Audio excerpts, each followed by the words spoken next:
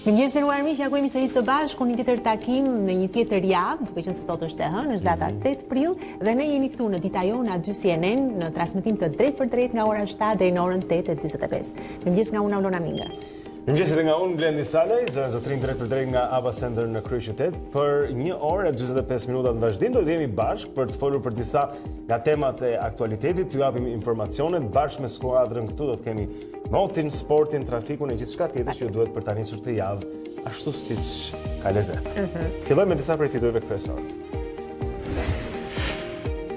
Familja ideale për një të rritur shqiptar është me 2 fëmijë, por ndërkohë diferenca ndërmjet dëshirës dhe realitetit është më e lartë. Mundësia për të rritur fëmijë kushtozohet nga faktorë ekonomik dhe social. Sipas Instat, numri i lindjeve po bie me shpejtësi vit pas viti. Vitin e kaluar, në të gjithë vendin lindën gjithsej 28.934 bebe, me një rënje me 6.3% në një raport, në raport me një vit më parë. Do të komentojmë sot në Dita Jonë me zonjën Edi Gogu nga Lëvizja Pro Familja, shkaqet se pse në Shqipëri ka rënje numri të lindjeve dhe pse është e vështirë të rrisësh një fëmijë sot. Teknologjitë e ruajtjes së informacionit janë tema e bisedës së sotme me njeriun e teknologjisë këtu tek ne, Geron Taçi, në rubrikën #. Do të udhtojmë në histori që nga shkrimi në muret e shpellave, papiruset, letrat, e deri tek ruajtja e informacionit me mjete digjitale apo dhe në kodin gjenetik të njeriut.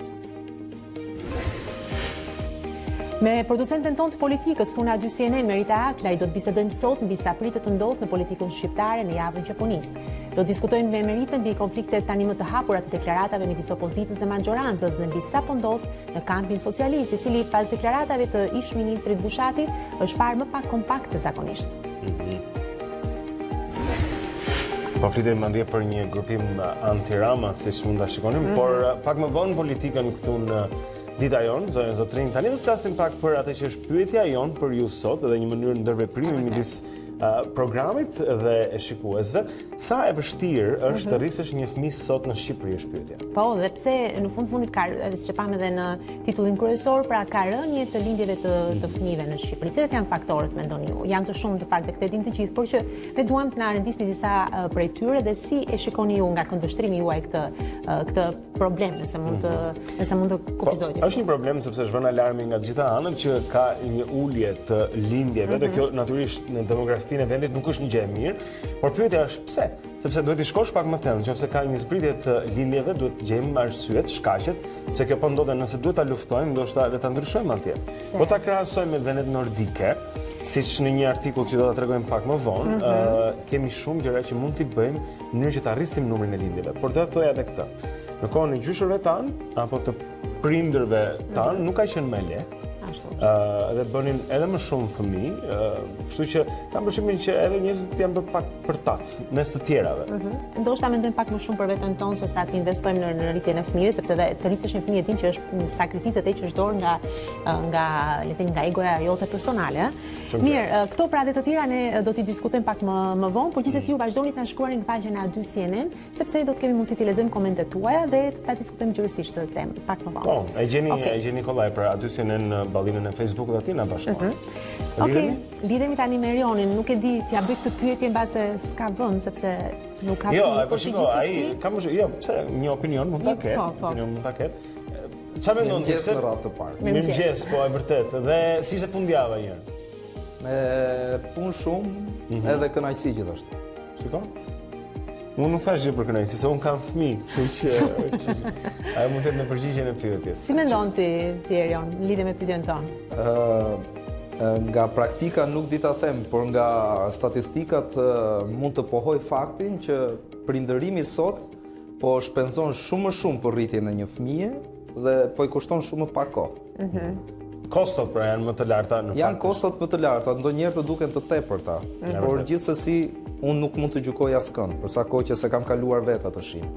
Mirë, ke kohë për ta vrarë gjithsesi, edhe unë bashkë. Jam i bindur do të bëj një baba shumë të mirë. Themi tani tek ti e ke radhën për gjithë informacionin, ky është fleshi i parë, zotëri. Kreu i shtetit Ilir Meta i bëri apel klasës politike përfshirë në ngërç prej muajsh të ulet në dialog dhe të lërë më njan kokforcin. Sipas presidentit Meta, vendi nuk duhet të bëj hapa pas për shkak të mitingjeve pa antimitingjeve të panevojshme.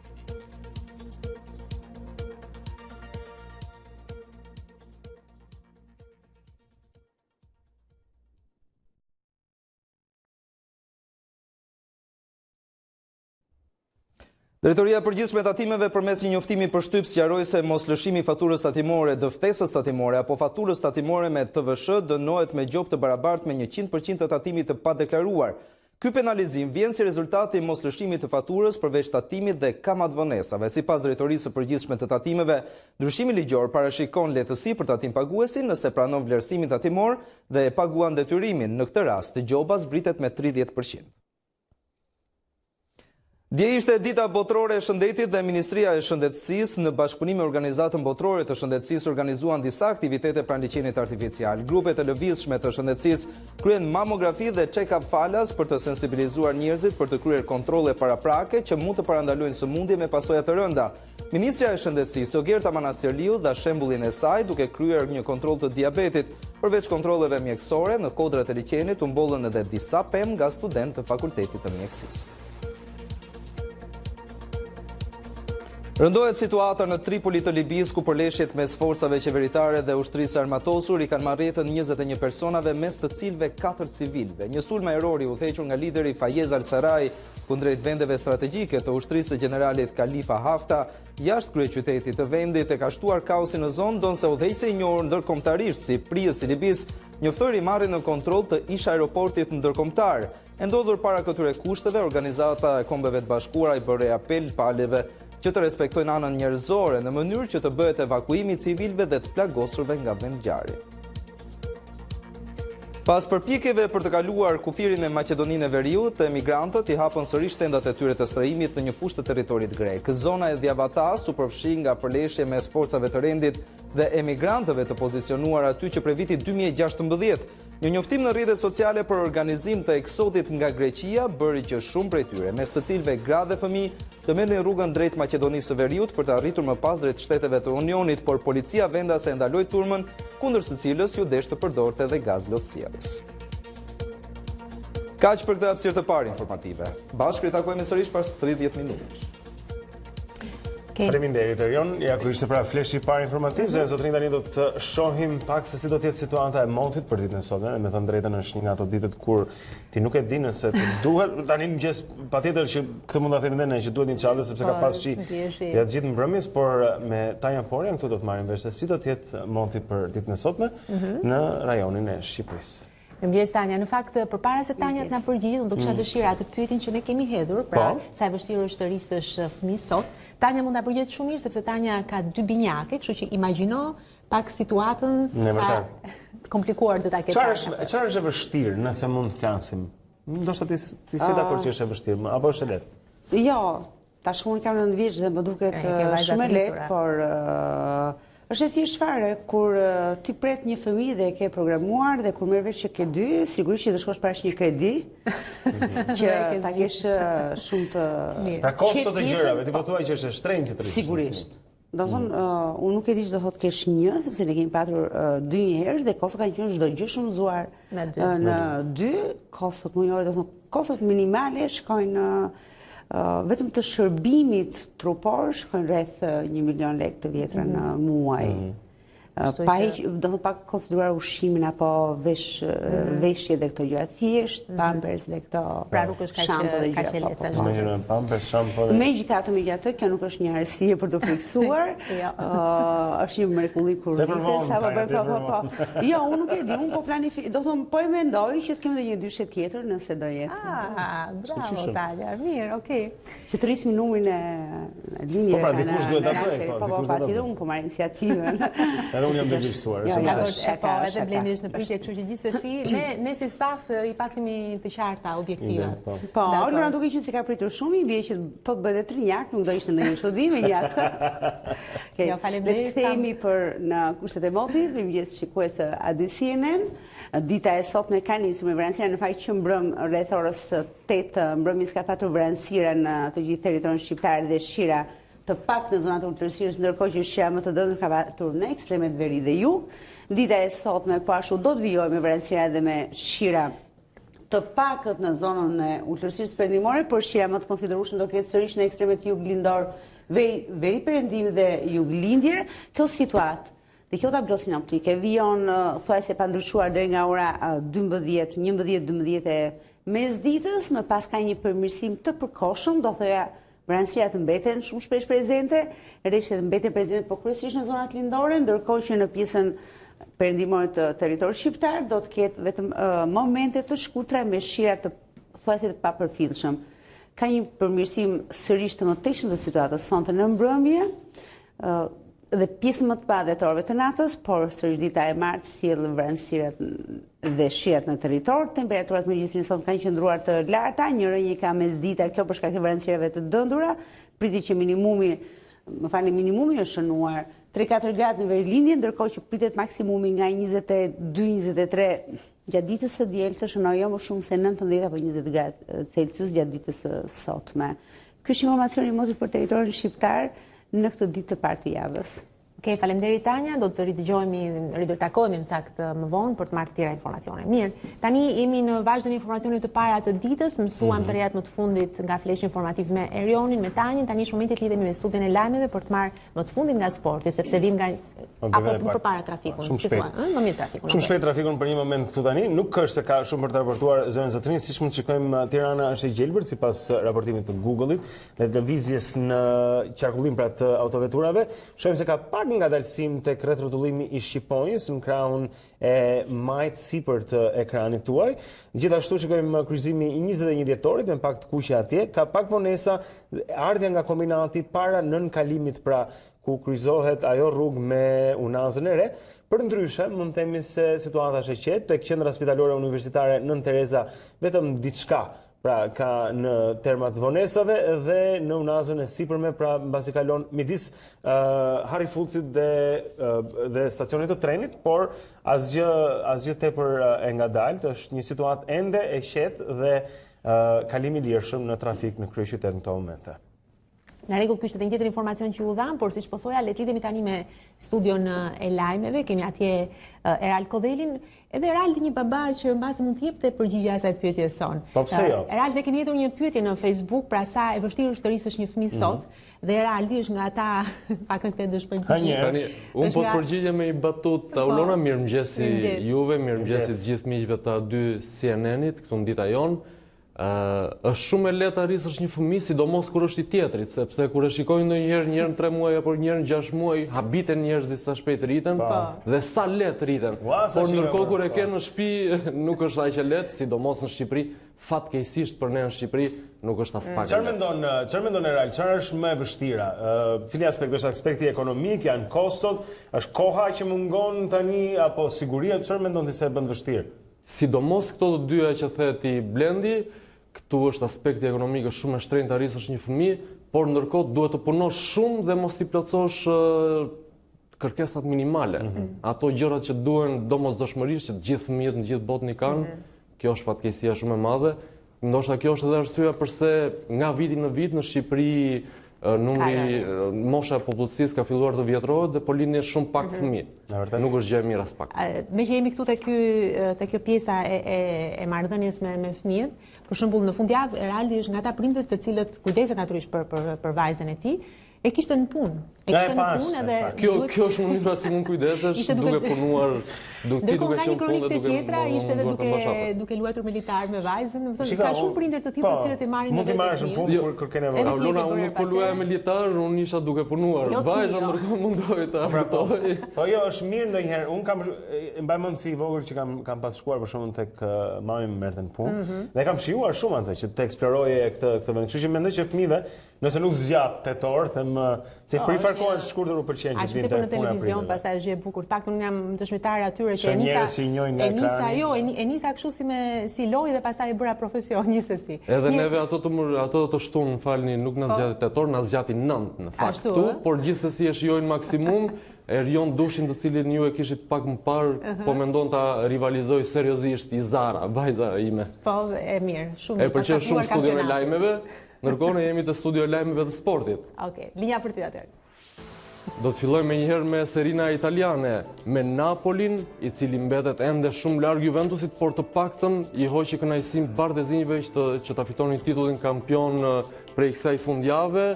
Napolitanët duhet të humbisnin që Juventusi të shpallë kampion, por ata barazuan 1-1 përballë Genoas. Mertens nuk mjaftoi sepse avantazhi i tij në minutën e 34 u barazua nga goli i Lazovic përmisht në pjesën e dytë super mrekullit dhe super pritjet e portierit Radu i mohuan Napolit golin e fitores. Një tjetër barazim këtë herë në San Siro, aty ku Interi nuk shkoi më tepër se rezultati 0-0 përballë Atalantas, një barazim, një pikë e cila i lejon Atalantës që të kap Milanin në vendin e 4 në renditje dhe dhe të futet në zonën Champions. Interi ndërkohë ruan distancën e sigurisë nga rivalët kuqezi, megjithatë as rikthimi i Mauro Icardit në fushë nuk i mjaftoi. Rezultat dhe frenimi pa besueshëm ishte edhe ai Lazios në Olimpico 2-2 përballë Sassuolo. Skuadra e kryeqytetit kaloi në avantazh me Immobilen, por Rogerio dhe Berardi arritin që të përmbysnin shifrat përmisht në fundin e takimit. Erdhi dhe barazimi i Lulic dhe Lazio që e sheh veten gjithmonë më larg zonës Champions dhe tashmë ndoshta duhet kënaqet vetëm me pjesëmarrjen në Europa League. Do të kalojmë në kampionatin holandez, edhe aty gara shumë e fortë, kjo për faktin se PSV Eindhoven nuk di të fitojë. Ata barazuan 3-3 në fushën e Viteshes. Madje ishte Lozano, ai që në minutat shtesë evitoi edhe humbjen e ekipit të tij që tashmë ka zbritur në vendin e dytë të renditjes. Skuadra e drejtuar nga Mark van Bommel ka 71 pikë, aq sa edhe Ajaxi, por është pas rivalëve të kryeqytetit për shkak të golavarrazhit në renditje. Kaq për sa i takon kësaj pjese të parë të takimit me Sportin. Blendi dhe Ulona, linja sërish për ju. Okej, faleminderit. Faleminderit Real. Kemi edhe kalendarin tani, të shikojmë pak se çfarë ka ndodhur në datën 8 prill ndër vite, zonja Zotrinj, është koha pra për kjo datë në histori. 1783, Katerina e dytë e Rusisë anekson Krimen. Në botë, Katerina e paraqiste veten si monarke të drejtë, që interesoi për mirëqenien e popullit të vet. Por në të njëjtën kohë, aneksoi shumë prej asaj që sot është Ukrainë, coptoi Poloninë dhe shtypi brutalisht kryengritjen më të madhe fshatare në historinë ruse. 1820, statuja Venus de Milo zbulohet në ishullin e Melosit, në detin e Gje. Statuja ju dhurua mbretit të Francës Luisit XVIII, i cili e vendosi në Muzeun e Louvrit. 1899, Martha Place u bë gruaja e parë që u ekzekutua në karrige elektrike. 1943, oborri mbretëror shqiptar i dërgon një letër fanolit në Boston, lidhur me krijimin e një qeverie në mërgim. Në letër thuhej: mbreti Zog do të ishte i kënaqur të shihte hirësin tuaj në krye të kësaj qeverie. 1946, Lidhja e Kombeve zhvillon mbledhjen e saj të fundit. 1957, u rihap kanali Suezit në Egjipt. 1973, ndahet nga jeta në Francë piktori spanjoll Pablo Picasso. Ai konsiderohet si një nga artistët më të rëndësishëm të shekullit të 20. 1990, shpallet dita ndërkombëtare e Romëve gjatë kongresit të 4 të Unionit Ndërkombëtar Rom në Poloni. 1992, ish tenisti Artur Ashe deklaroi se kishte sida, të cilën e kishte fituar gjatë marrjes së gjakut gjatë 2 operimeve të tij në zemër. 1994, ndalohet pirja e duhanit në Pentagon dhe në të gjitha bazat ushtarake amerikane. 2005, bëhet funerali Papa Gjon Pali të dytë në Vatikan. 1938, lindi në Gan Kofi Annan, diplomat ganez, i cili ka qenë sekretari i përgjithshëm i Organizatës së Kombeve të Bashkuara. Në vitin 2001, Kofi Annan mori çmimin Nobel për paqe. 1943, lindi Michael Bennett, skenarist, regjisor dhe balerin amerikan. Ai fitoi çmimin Pulitzer në vitin 1976. 1966, lindi në Texas të Shteteve të Bashkuara, Robin Wright, aktore amerikane. Debutimin e saj në aktrim e ka patur në serialin e famshëm amerikan Santa Barbara, nga viti 1984 deri në 1988.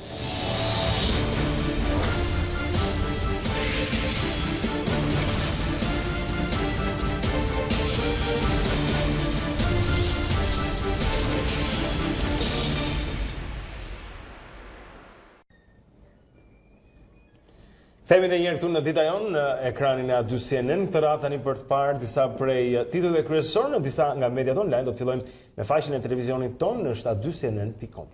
Po ja ku e kemi dhe faqen a2cnn.com ku në qendër të vëmendjes janë faturat e 21 janarit.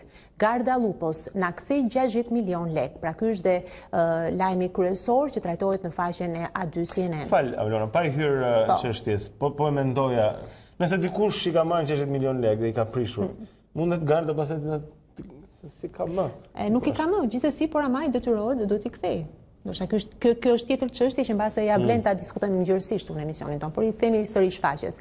Lexojmë të tjera lajme. Alan Kurdi endet në det, 64 emigrantët në bordin anijes në mëshirë të fatit. Ndryshimi ligjor, moslëshimi i faturës, gjob 100% të tatimit të padeklaruar. 3 muaj heshtje për teatrin kombëtar, bie vrulli i protestës. Dita e shëndetit, mamografi dhe check-up falas në kodrat e liçenit.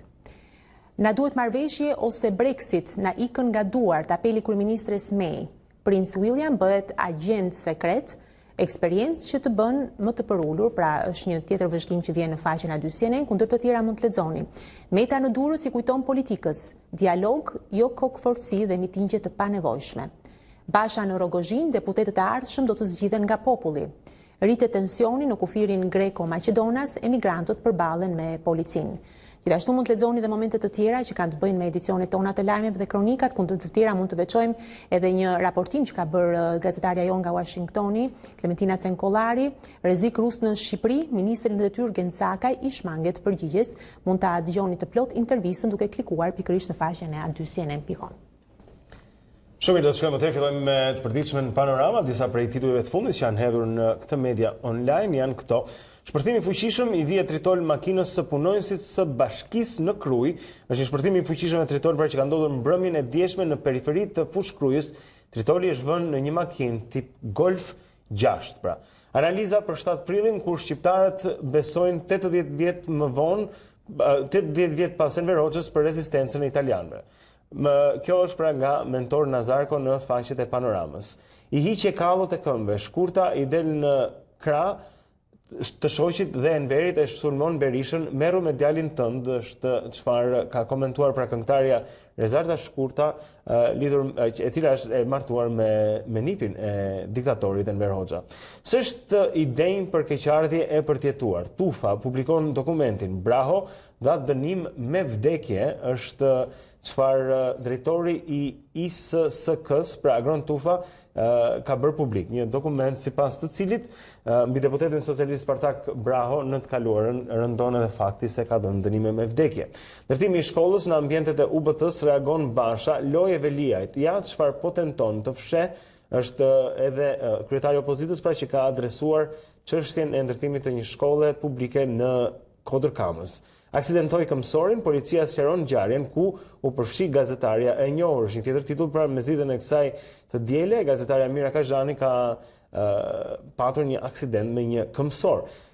Askush nuk ka vdekur fatmirësisht. Nga legalizimet tek tokat e ndara me 7501-shin, si do të funksionojë kadastra dhe e fundit që lexojmë tani nga panorama sot në mëngjes, Demalia apel mediave, hiqni urgjentisht, po të jenë shqiptarët kaq të shquar, zotishin kaq të shqyer. Hiqni urgjentisht. Okej. Po ishte këto titujt kryesorë që vijnë nga panorama, ndërkohë klikojmë më saktë një tjetër faqe online për të parë dhe titujt kryesorë. Atje jemi te Gazeta Shqiptare, video e rrallë për herë të parë dëgjojmë zërin e Konicës flet për pushtimin italian, thik pas shpine. Gazetaria Mira Kazhani përplas me makinë këmbësorin, pra është një tjetër shkrim që vjen te Gazeta Shqiptare, eci më tej, doni të studioni në Itali, hapen regjistrimet ja kriteret që duhet të plotësoni. Vazhdojmë sërish me të tjera lajme. Agjencia Shtetërore të Kadastrës do të regjistrojë 220.000 AMTP. Mund të lexojmë gjithashtu parajmërimi i tatimeve, kujdes kur kryeni transaksione me këto subjekte, sepse do të penalizoheni. Tokat e zëna 600 pronar marrin 347 milion lek. Mund të lexoni gjithashtu, eci më tej, video rrëfimi në qefës, babai 3 fëmijëve i vë flakën vetes, nuk kemi bukë të ham, doja të vdisja. Pra, është ky një shkrim që vjen tek Gazeta Shqiptare. Ylli Sheu, urdhri që më dalë SI, nuk e kam xheloze nusën, pra është një tjetër shkrim që vjen në Gazetën Shqiptare. Çollaku spion në shërbim diplomatik. Pra, është një tjetër deklarat që diplomati ka bërë, ndërkohë mund të lexojmë gjithashtu, doni pra, në fakt ato lajme që lexuam pak më parë janë më të zgjeruara nëse do të klikoni më poshtë edhe për t'u informuar më gjërësisht. Doja të kujtoja që pikërisht për videon e rrallë që sapo folëm të Konicës, ndoshta në momentet kur të kemi dhe Erionin këtu për të parë edhe rrjetet sociale, do dëgjojmë pikërisht, do të kemi mundësinë ta dëgjojmë konkretisht për çfarë bëhet fjalë. Pra, duke qenë se gazetari Ilir Konomi ka publikuar në faqen e tij në Facebook. Një saksim për titullin ëndje, nuk është se dëgjojmë për herë të parë zërin e Konicës, por ky regjistrim bëhet publik për herë të parë. Ka të tjera regjistrime ku e kemi dëgjuar. Okej. Shohim edhe titujt e gazetës Tema tani në mëngjes, Basha i rrethuar nga, iko ajo. Velia i përgjigjet Bashës ke firmosur bashkë me Dhëndrin, ndryshove qëndrim se nuk ndërtove asnjë shkollë. Shohim një tjetër titull tek Tema tani në mëngjes, gazetari i njohur publikon intervistën audio që ka dhënë Faj Konica në Amerikë në 8 prill të 1939-s, ja mesazhet e mëdha për Shqipërinë që Konica dha aso kohe. Lexojmë një tjetër foto. Elifara kam qenë nuse e turshme që nuk haja buk kur ndava me burrin, fillova të ha tamam. Këto disa prej titujve të rëndësishëm, sot në gjithë lidhur me shëndetin e dikurshëm të Elifarës.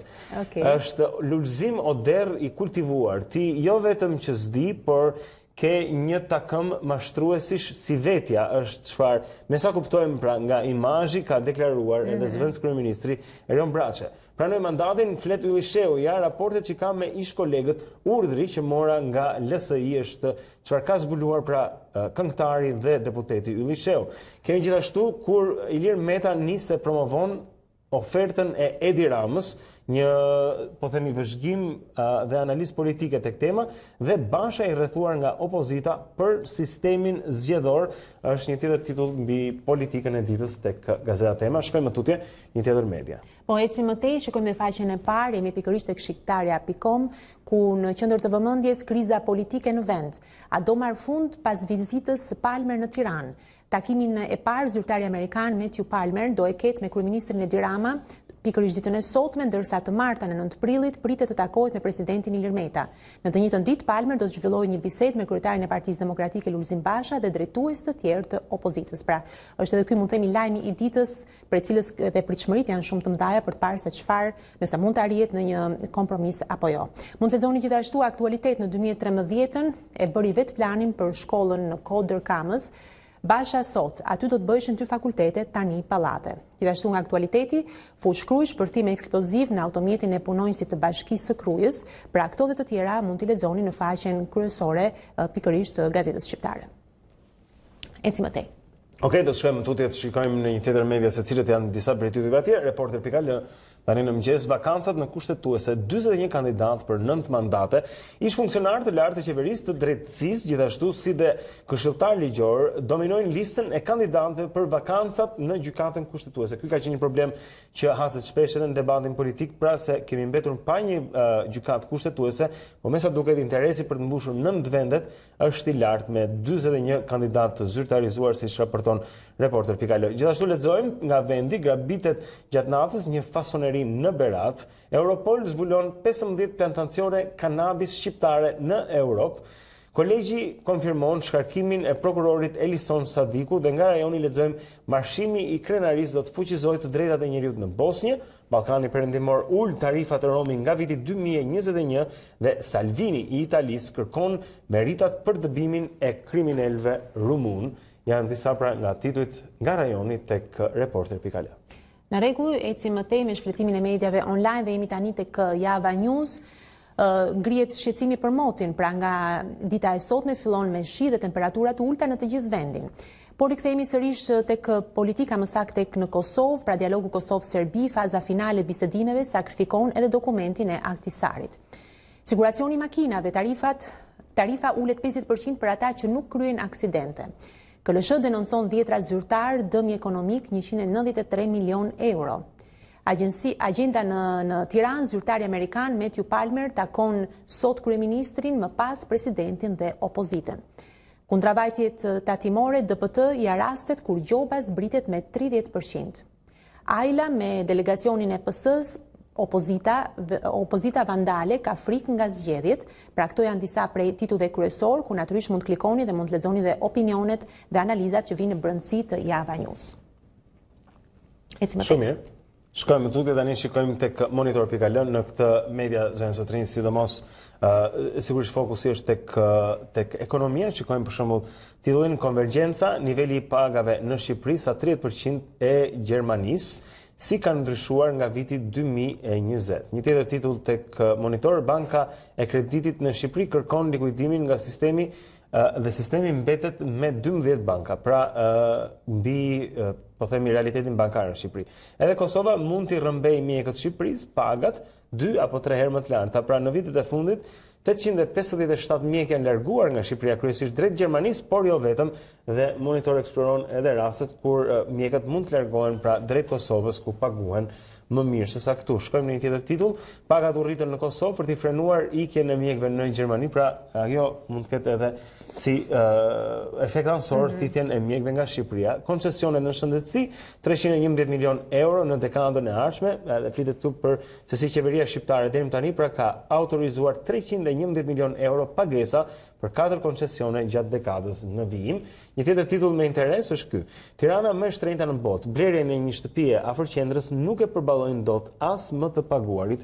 Pra flitet për kostot e jetesës ku përfshihen shumë gjëra themelore të përditshmërisë, të ushqyerit, transporti, energjia elektrike dhe sa shpenzojmë për një shtëpi, dhe ky është njëri ndër vendet më të vështira në botë për të arritur që të sigurosh një streh. Mirë, besoj që nuk përbën ndonjë lajm shumë të madh sepse dim se sa është rrentuar dhe aq më tepër pastaj sa më afër qendrës edhe më e vështirë bëhet. Po mirë, në rregull, kalojmë tani në Kosovë, kundër të tjera mund të lexojmë sekretari I KQZ-s sfunksionon, krye shefit I ka skaduar kontrata e Dakas thiri mbledhje për këtë. Brukseli fajson Prishtinën dhe Beogradin për provokime të ndërsjellta. Me autoambulanca jo funksionale, spitali I Pejës e ka të vështirë të ndihmojë banorët. Mund të lexoni gjithashtu MASHT akuzohet për manipulim të procesit të vlerësimit të teksteve. Në ndërtim po punohet edhe gjatë natës, banorët ankohen për zhurmë. Projekt ligji për kufirin demanton liderët politik në Shqipëri dhe në Kosovë, një orë pritje për shërbim spitalor në Gjakov, menaxhmenti paralajmëron masa. Mund të lexoni gjithashtu në Gjilan jashtëligjshëm funksionon një morg privat, ai spitalit tani 4 muaj pa asnjë shërbim. Pra këto janë disa prej titujve kryesorë që vijnë nga realiteti në Kosovë. Hedhemi sy edhe tek CNN.com tani në mëngjes zonë sotrin. Është në Brunei, pra Brunei ka vendosur ligje tepër të forta anti-gay dhe është njëri ndër vendet në botë ku nëse ti je homoseksual dënohesh me vrasje me gur, pra vrasje publike me gur.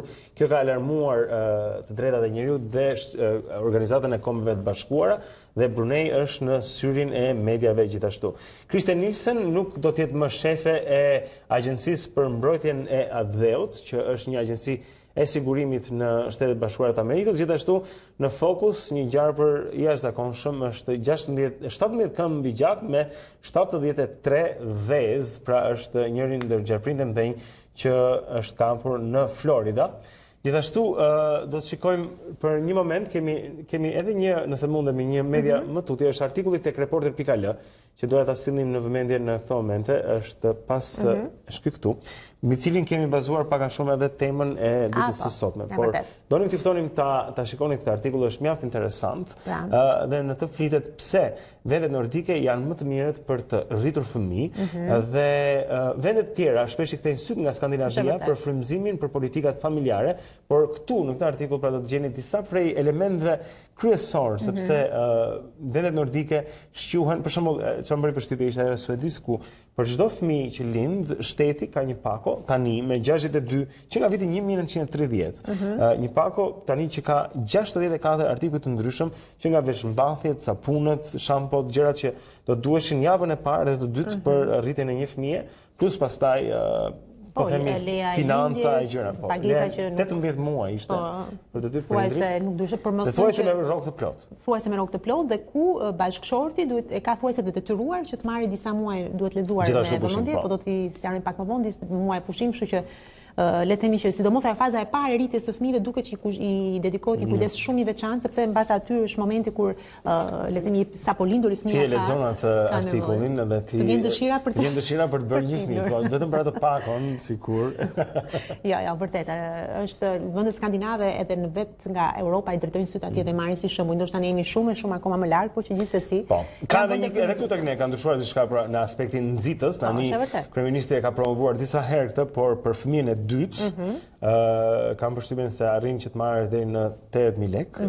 Po dhe rritet pastaj sa më shumë fëmijë të bësh. Është vërtet. Po, rritet e shkalla e vështirësisë. Gjithsesi, kjo pastaj është temë që ha shumë diskutim dhe për këtë do të kemi Edikogu nga Pro Familia për të kuptuar ndoshta diçka më shumë, aq tepër që ajo pas është nënë e 3 fëmijëve dhe mbasi mund ta tregojë edhe nga eksperjenca e saj. Kemi disa komente shumë interesante në fakt që na kanë ardhur në lidhje me temën, po dua t'ju ftoj edhe në faqen tonë Facebook zonja Zotrin që të lini të tjera komente sepse janë shumë interesante. Mund të lexoj një? Po, patjetër. Më bëhet përshtypje për shembull, sepse pyetja është pse është ose sa e vështirë është që të rrisësh një fëmijë sot. Toni na ka shkruar, thotë është vështirë është të rrisësh fëmijë si në Shqipëri, edhe në Bashkimin Evropian edhe për tej. Përndryshe do ishte mbushur dynjaja me fëmijë. Gjithsesi, këtu kemi të tjera sfida dhe në vendet nordike të tjera sfida. Ke plot çifte të reja në Shqipëri me punë shumë të mira dhe me të ardhura edhe më të mira se në vendet nordike, krahasimisht thot ai me nivelin e jetesës, e sërish nuk marrin guximin për fëmijë ose mbesin vetëm me një fëmijë dhe ky është perceptimi i tyre mbi. Pra thjesht nuk shpeshherë ne ja vëmë gishtin le të themi faktorit ekonomik dhe social, por Toni thotë që nuk është gjithmonë. Nuk është gjithmonë, edhe unë e besoj këtë gjë sepse janë shumë faktorë që lidhen bashkë. Çfarë mendoni ju? Na shkruani. Po presim komentet tuaja. Mirë, tani është momenti të lëmë fotot e një dite më parë, janë vërtet foto shumë spektakolare, mos ju humbisni, dhe më pas do të jemi këtu me rubrikën tonë si çdo ditë hënë me hashtag. Do të kemi një temë shumë interesante edhe këtu. Teknologji. Pas pak.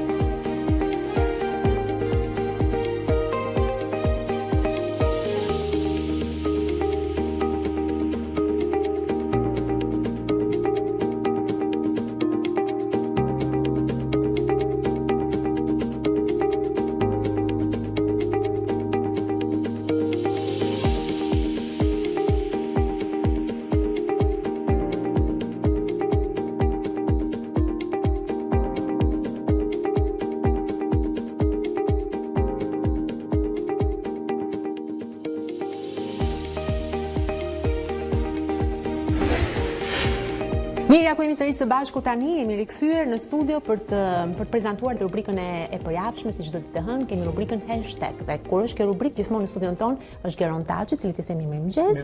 Mirëmëngjes. Atëherë, Ger, sot do të flasim paksa për teknologjinë dhe ruajtjen e informacionit. Si për herën tjetër. Ku shkojnë fotot tona? Kjo është një temë pastaj që besoj do të ketë shumë interes tek teleshikues, dhe mos ato që përdorin mjaft edhe rrjetet sociale, duan të dinë kur fshin, nëse fshihet, nëse ruhet. Jo, ti mund të kesh vënë diçka për shembull, që Facebooku bën tani, që një foto që mund ta kesh hedhur 3-4 vjet më parë, ta rikthen edhe do ta ripostosh edhe një herë tjetër, pra ti e di që ajo foto ti mund ta kesh harruar, por Facebooku nuk e ka harruar. Ne do bëjmë asnjëherë si gjësh ato Facebooku. Okej, mirë, dakor. Ne shpresoj Facebooku mos na dëgjoj, Facebook, por jo e kam patallje. Domethënë, duam të dim ku shkojnë këto foto. Gjithë këto foto që ne hedhim vazhdimisht në rrjetet sociale, gjithçka ruhet diku, ku është pyetja? Po, ndjekim kronikën se. Ja, shikon, Geri di shumë që do ndjeki kronikën në fillim dhe pastaj vazhdojmë bisedën bashkë. Në fillim në kompjuterat e zyrës apo të shtëpisë mbanim filmat, fotot apo dokumentat. Më pas filluam t'i dërgonim njëri tjetrit emaile. Por cili është udhëtimi i fjalëve mes 2 klikimeve të mausit? Si ka mundësi të mjaftojnë disa milisekonda që një foto të kalojë labirintet e IT-s në përbot? Sekreti i internetit është i fshehur në nën tokë, i zhytur në lumenj e rrënjët e informacionit janë thellë në det. Me avancimin e teknologjisë së kompanive si Apple, IBM dhe Microsoft, rrjeteve sociale dhe mekanizmave të kërkimit si Google, materialet tona personale jo vetëm udhtojnë në milisekonda në përbot, por tashmë ato edhe ruhen përgjithmonë në clouds, ose siç mund ta përkthejmë në shqip, re. Por çfarë janë ret?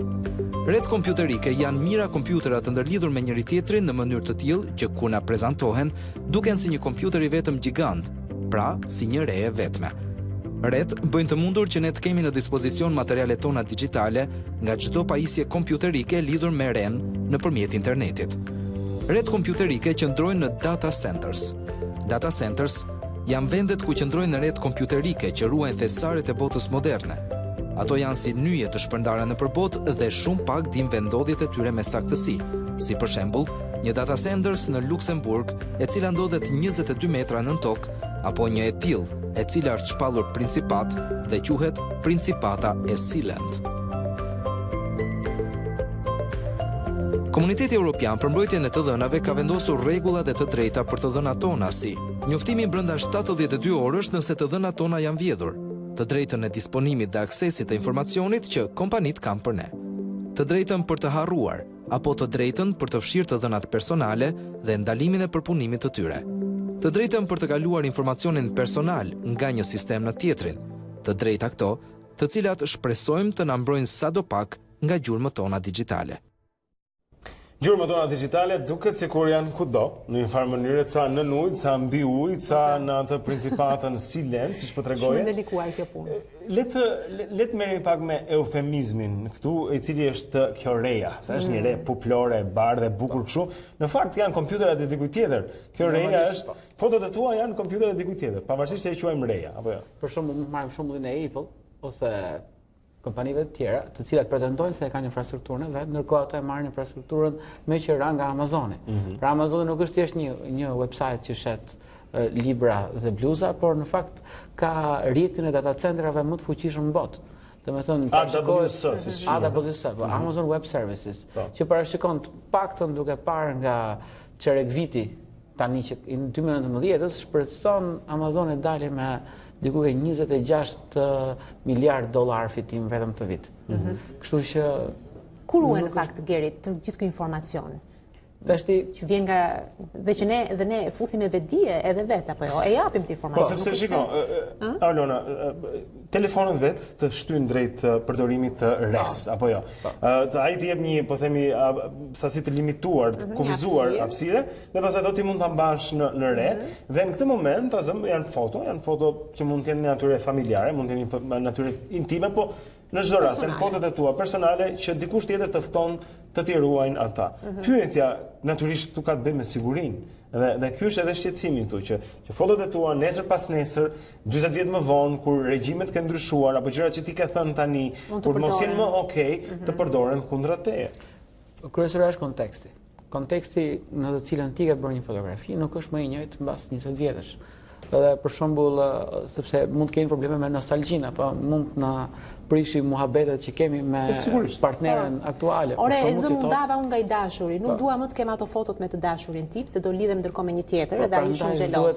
Tani si ti fshiun ato fotot që mos më dalin më? Problemi është që është pak e vështirë nga ana logjistike për të fshirë, sepse problemi është që kjo është pyetja që bën të gjithë, bëjnë të gjithë. Ajo foto jote bën xhiro në data centerave nëpër gjithë botën.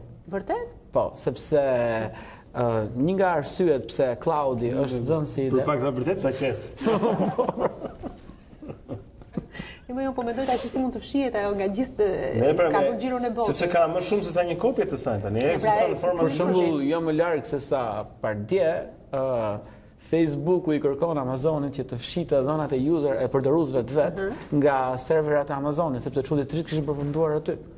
Dhe ishin goxha të dhëna si numra telefoni, marrëdhënie me njerëzit, të gjitha informacione private.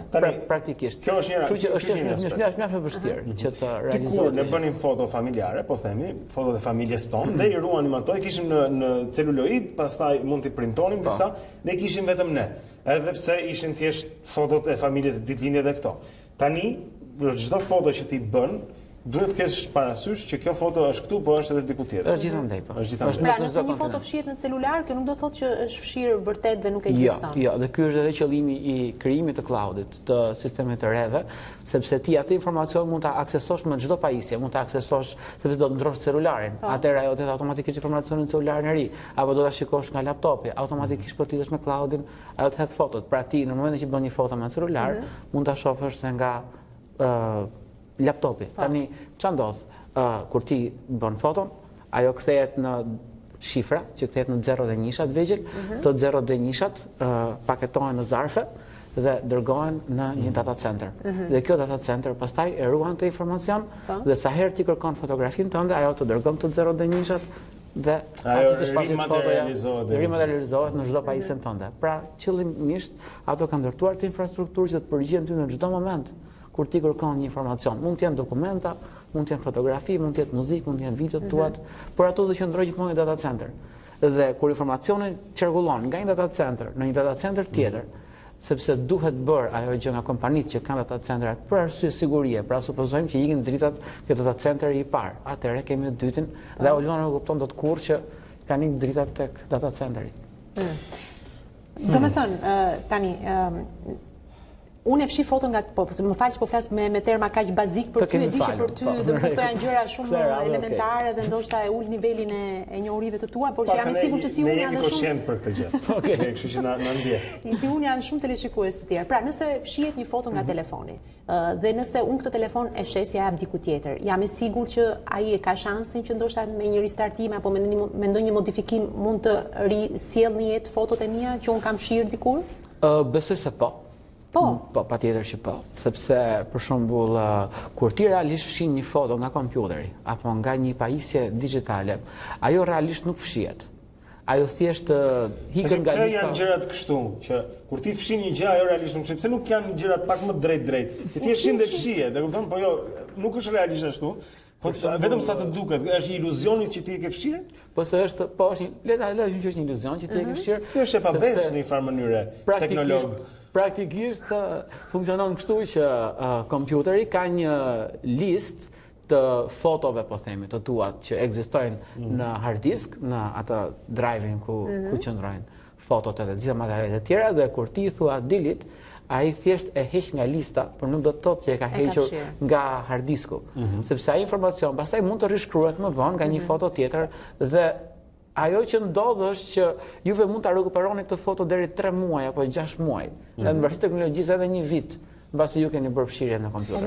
Çfarë është çuditshme në këtë është se ndonjëherë ti mendon që për shembull ke 256 giga, po themi vend, dhe mbasi i ke fshirë ato, ke hedh 256 të tjera, por edhe ato të parat janë po aty. I bie që të kesh dy fishin asaj.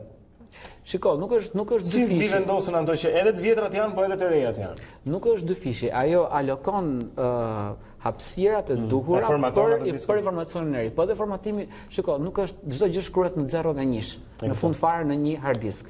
Edhe është thjesht pozicioni i elektronave. Domethënë 1 është on. Këto 0 nishat çfarë janë për ne? 0 nishat janë çdo thelb informacioni, le ta quajmë thelb, foto, video, tekst, çdo gjë që është digjitale, në fund fare degradon në vetëm 2 shifra, po ose jo, 0 ose 1.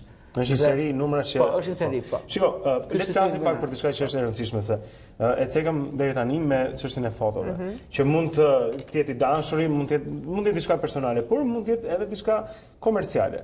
Ne dimë që këto imazhet tona, fotot që ne bëjmë, vendet ku ne shkojmë, produktet që ne përdorim, mesazhet që ne dërgojmë, dikush i lexon, i përkthen dhe na shet gjëra bazuar në këto. Pra dikush po e përdor informacionin tonë për të na shitur ne. Pse Google dhe Facebook ekzistojnë, ato nuk janë papagesë. Po pra. Kjo është monedha që ne paguajmë Facebook. Pra që ne jemi duke paguar me informacionin tonë, prandaj ai e di që na duhen këpucë të reja apo kujtun se çfarë. Produkti jemi neve. Në qoftë se një gjë është pa para në internet, atëherë këtu duhet stoponit, mendoheni pak dhe në atë moment kujtoni që juve jeni produkti. Pra të gjitha shërbimet që janë free në internet, pra pa pagesë, emaili, Facebooku, Twitteri, videot që shikon në YouTube, juve jeni produkti. Ja, na jep një shembull, na konkretizo pak për Facebookun, me që njerëzit e dinë. Si jemi ne produkti, unë e di, po dua të jap ty një shans për ta thënë. Facebooku mbledh të dhënat tona, dhe të dhënat tona ja ushet kompanive të cilat neve na targetojnë produkte apo shërbime.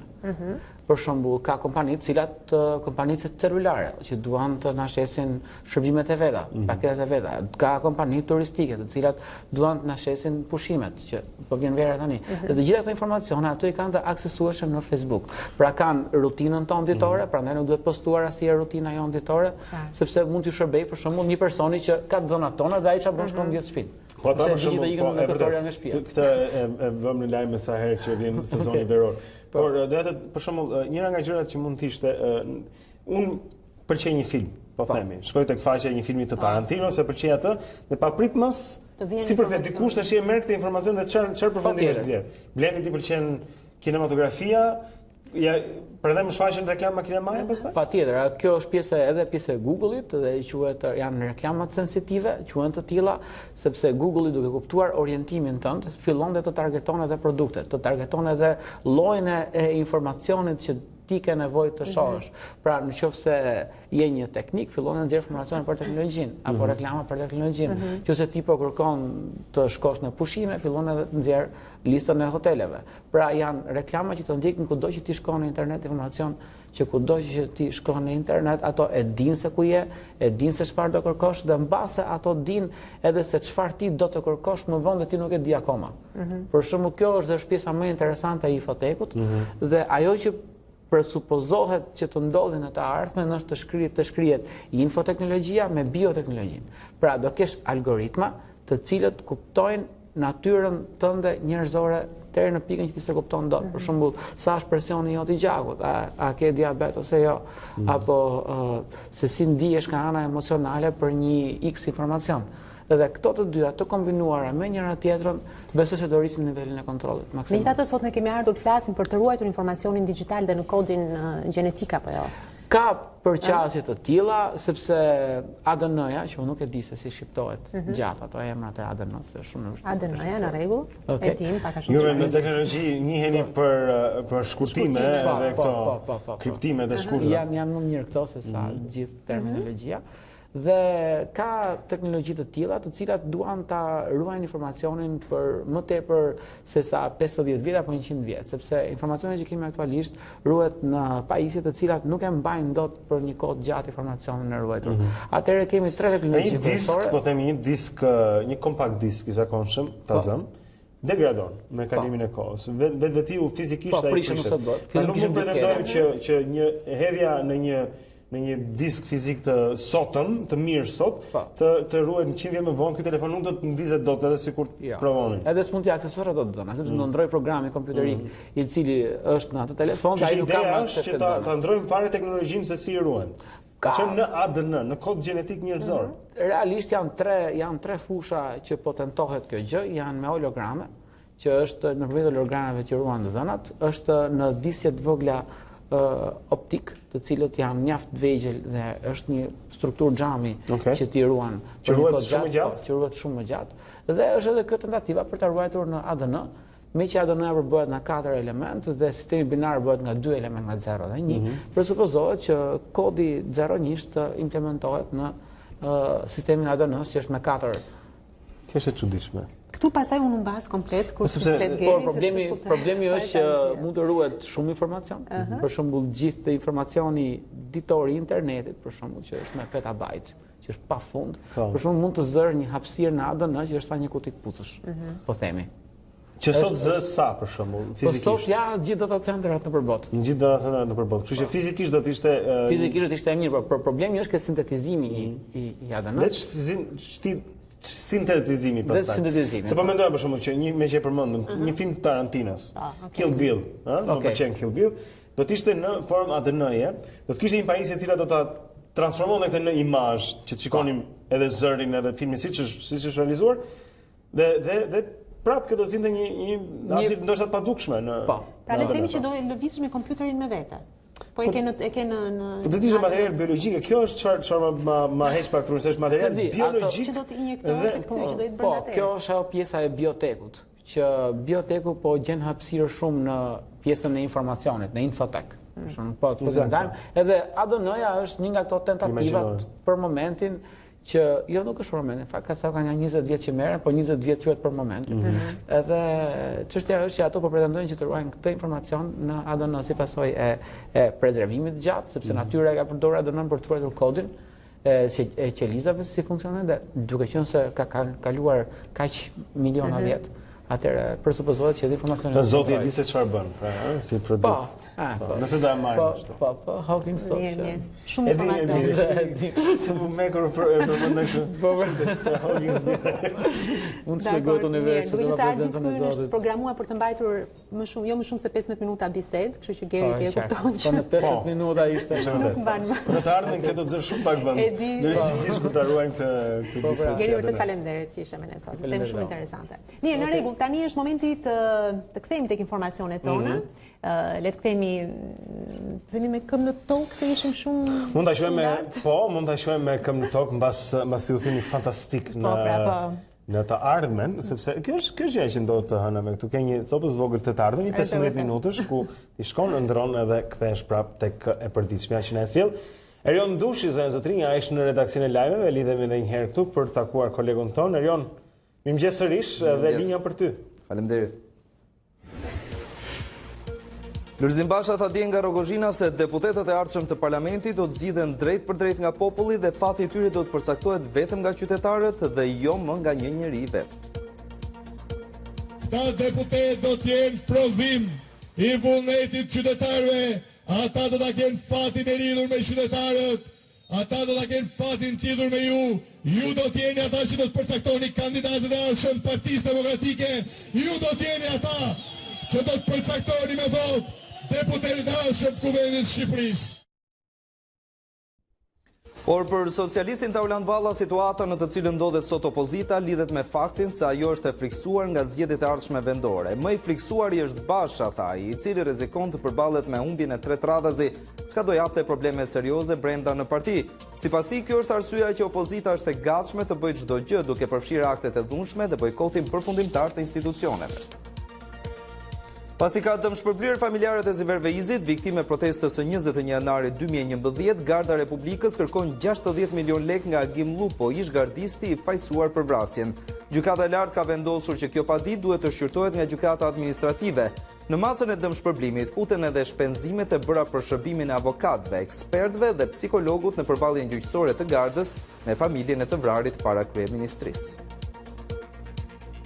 Britania e Madhe duhet ketë një marrëveshje ose Brexit mund të na rrëshqas nga duart. Kështu është shprehur kryeministra britanike Theresa May në lidhje me procesin e stërmundueshëm, i cili mund t'i kushtojë shumë popullit të saj. Nga ana tjetër, Brukselit i mbetet mbi tavolinë gjithnjë mundësia e largimit nga Unioni pa dakordsi, edhe pse gjatë takimit të së shtunës 27 ambasadorët e vendeve anëtare morën parasysh edhe gjetjen e mundësive të tjera. Mbledhja u zhvillua në kuadër të letrës që Theresa May i ka dërguar Bashkimit Evropian në lidhje me zgjatjen e datës së largimit.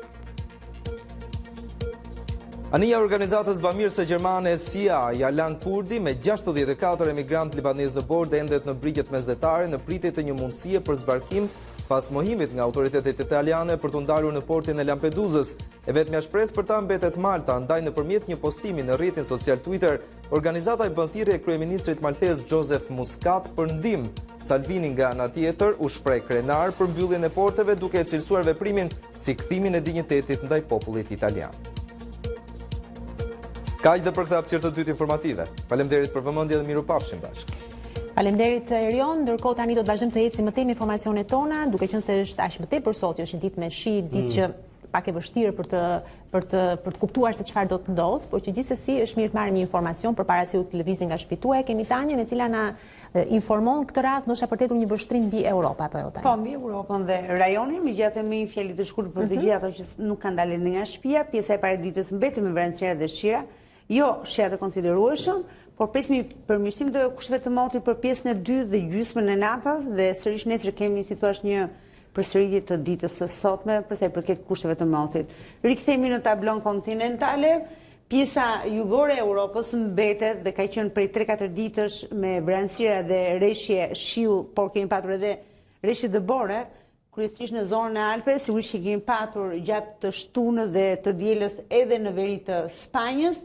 Edhe në ditën e sotme janë të fokusuar vranësira dhe rreshjet në zonat jugore të Europës. Më problematike situata paraqitet në dy ekstremet jugore të Europës, në veri perëndim të Gadishullit Iberik, ku ka edhe sturi të fuqishme ere mbi 90 km/h her pas here në brigjet e veriorit të Portugalisë, por edhe në veri perëndim të Spanjës, po ashtu e njëjta situatë paraqitet në mesdheun lindor dhe kryesisht në pellgun e Egjeut, por edhe diçka më poshtë drejt brigjeve të Izraelit, ku kemi vranësira të fuqishme, stuhi të fuqishme ere dhe rrebeshe shiu.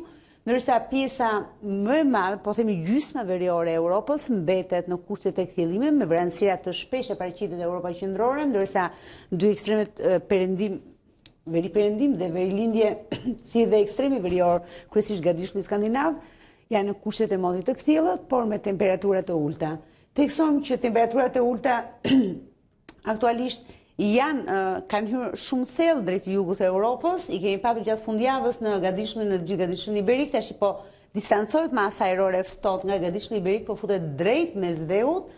Presim në fakt që kjo masa ajrore ftohtë se nuk ka kush duke, domethënë i bie që të vijë drejt territorit shqiptar, megjithatë në ditët të vijuese do t'ju informojmë lidhje me rrënjën e temperaturave, pasi temperaturat në Shqipëri mbeten të larta në orët e mëngjesit, ndërkohë në mesditë nuk kemi ndonjë rritje shumë të madhe, pra gjatë gjithë 24 orësh temperaturat ka një diferencë shumë të vogël ndërmjet asaj më të ultës dhe më të lartës. Ky është informacioni i motit në lidhje me rajonin, por edhe me kontinentin. Rajoni pjesërisht vetëm brigjet perëndimore, duke përfshirë territorin shqiptar, kanë rreshje, pjesa tjetër më lindore është më freskët dhe kryesisht e kthjellët. Okej, mirë, faleminderit Tanja. Dakor, tani hedhim një vështrim mbi trafik si thua. Duke qenë se është ditë me shi, besoj që vërtet. Edhe ky është momenti tani kur edhe e hëna në fakt ka të bëjë me këtë, sepse mund ta vësh re që Tirana është përskuqur nga ana e trafikut. Fillojmë me rrugën Dritan Hoxha në skajin e majtë të ekranit. Shikojmë edhe rrugën Teodor Keko dhe rrugën Dritan Hoxha, të cilat të dyja kanë vonesa dhe vajtja në kombinat dhe kthimi zonë Zotrin ka ngadalësim, siç mund të shikojmë tek njëra prej rrugëve atje që shkon kombinat dhe kjo ndikon pastaj edhe rrugët e tjera të Ysberishtit. Shohim për shembull se bloku Vasil Shanto ka rëndes, është semafori atje pra më përpara shkollës Vasil Shanto, i cili është mjaft i rënduar tani në mëngjes, ka vonesa edhe përballë me shkollën Sabaldin Gabrani në zonën e 21 dhjetorit në të katër anët ka ngadalësime, edhe ndërsa shkon pra rruga e Kavajës drejt sheshit Skënderbej, do të shikojmë se ka ngadalësime atje tek semafori që është pranë Bankës së Shqipërisë.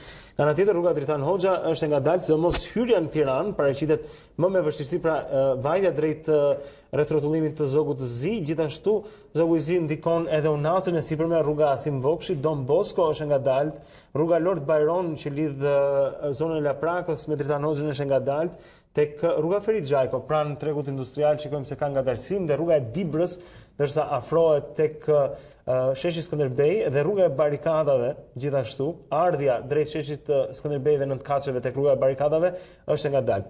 Të treja rrugët kryesore që bëjnë zbritjen nga ana lindore e qytetit, pra rruga e Dibrës, rruga Kongresi Manastirit dhe rruga Gjenfise Kego janë të ngadalta. Edhe Unaza Sipërme në rrugën Bardyl është ngadalt, ka ngadalësime tek Ministria e Jashtme, do të prisin që nga Bryli drejt vajtjes për tek rruga Elbasani, pra do të ketë ngadalësim. Kjo e fundit gjithashtu është ngadalt sidomos nga zona e ambasadës amerikane drejt semaforit ku takohet me Unazën. Në rregull, ky është edhe informacioni i nevojshëm besoj, gjithsesi ne vazhdojmë eci më tej, lidhemi sërish me studion e lajmeve, kemi Eraldin për të marrë të tjera informacione që vijnë nga sporti. Erald, linja për ty. Ju përshëndes sërish Blendi dhe Ulona, do ta nisim më një herë me futbollin anglez, me magjin që ndodh aty në FA Cup. Watford është finaliste surprizë e këtij edicioni të turneut, sepse regjistroi një fitore me spektakël, mbi të gjitha me përmbysje 3-2 përballë Wolverhampton. Deulofeu u aktivizua në fushën e lojës në minutën e 66 duke qenë protagonist i fitores së madhe. Spanjolli rihapi takimin në minutën e 79, ndërsa ekipi i tij barazoi në të 92-ën me penalltinë e Dinit. Në kohën shtesë në minutën e 104, Deulofeu shënoi sërish golin e fitores 3-2 për të evituar edhe goditjen e penalltive që i siguroi Watford vendin në finalen e FA Cup. Aty londinezët do të përballen me Manchester Cityn në duelin për trofeun që do të luhet në Wembley në datën 18 maj. Duke qëndruar në Angli, por këtë herë në kampionat, në Premier League, Arsenali poshtë 1-0 në fushën e Evertonit, duke bërë që vendi i 4 në renditje të jetë sërish në diskutim. Phil Jagliega ishte autori i golit të fitores. Arsenali humbi shansin që të përforconte pozitat e tij për një vend në Champions. Topçin mbeten në vendin e 4 me 63 pikë, aq sa ka edhe Chelsea që luan sot ndaj West Hamit, ndërsa Manchester United ka 2 pikë më pak. Do të spostohemi në Francë. Paris Saint-Germain kishte shansin që me një fitore gjatë kësaj fundjave të festonte titullin kampion. Ky do të ishte trofeu i 6 në 7 edicionet e fundit. Por festa e Mbappé me shok u shty pas barazimit 2-2 në Parc des Princes përballë Strasburgut, ku Choupo-Moting kaloi parizien në avantazh, ndërsa Keher 8 minuta përpara fundit të ndeshjes evitoi humbjen. Festa e Paris Saint-Germainit u shty për disa orë sepse milionerët e Francës e ruajnë avantazhin me 20 pikë në renditje nga ndjekësit më të afërt të Lilës. Kaq për sa i takon kësaj pjese të dytë të sportit, Blendi dhe Aulona, linja sërish për ju.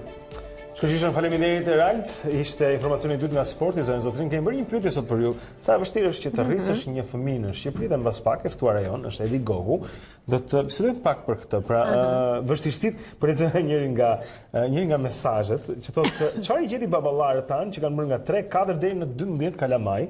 Thotë ai mos vdiqën gjë, ja ashtu me vështirësi i rritën. Sot i ke shtylla shtëpie, jo shumë larg. Dëgjova në televizor për një vajzë 27 vjeçë nga Tropoja që ishte nën e 7 fëmijëve në Mosgaboj do Maknita. Fëmia thot ai do stomak, do këllqe, kush i ka i bën, kush nuk i ka nuk i bën. Shumë e bukur. Ndërkohë dhe Ardiani për shembull na shkruan dhe thot, në një vend ku prej vitesh ti nuk sheh hapësira dhe perspektivë, mbeten gjithmonë dy mundësi. Kjo sipas logjikës time. 1, të bësh një fëmijë dhe të mundohesh ta arritësh sa më mirë të mundesh, pa e diskriminuar bullizmi atyre që kanë pa e sap. Dhe 2, të bësh më shumë se 2 fëmijë dhe të hedhësh syt jashtë vendit për të gjetur pak perspektivë për të ardhmen. Jashtë atje nuk ka përkrahje, por gjërat edhe funksionojnë sipas rregullave. Kalofshi javë të bukur, Aulona Blendi. Shumë faleminderit për mesazhet. Faleminderit Ardiani është nga ata që na shkruan thuajse gjithmonë. Ne ju ftojmë edhe për mesazhet tuaja, për nëse keni një koment lidhur me këtë temë, ndërsa e mirpresim Edi Gogun këtu në studio, ne do të ndajmë për një ndërprerje shumë të shkurtër publicitare, ju ftojmë në Facebook për të dhënë një opinion që mund ta lexojmë sot në emision.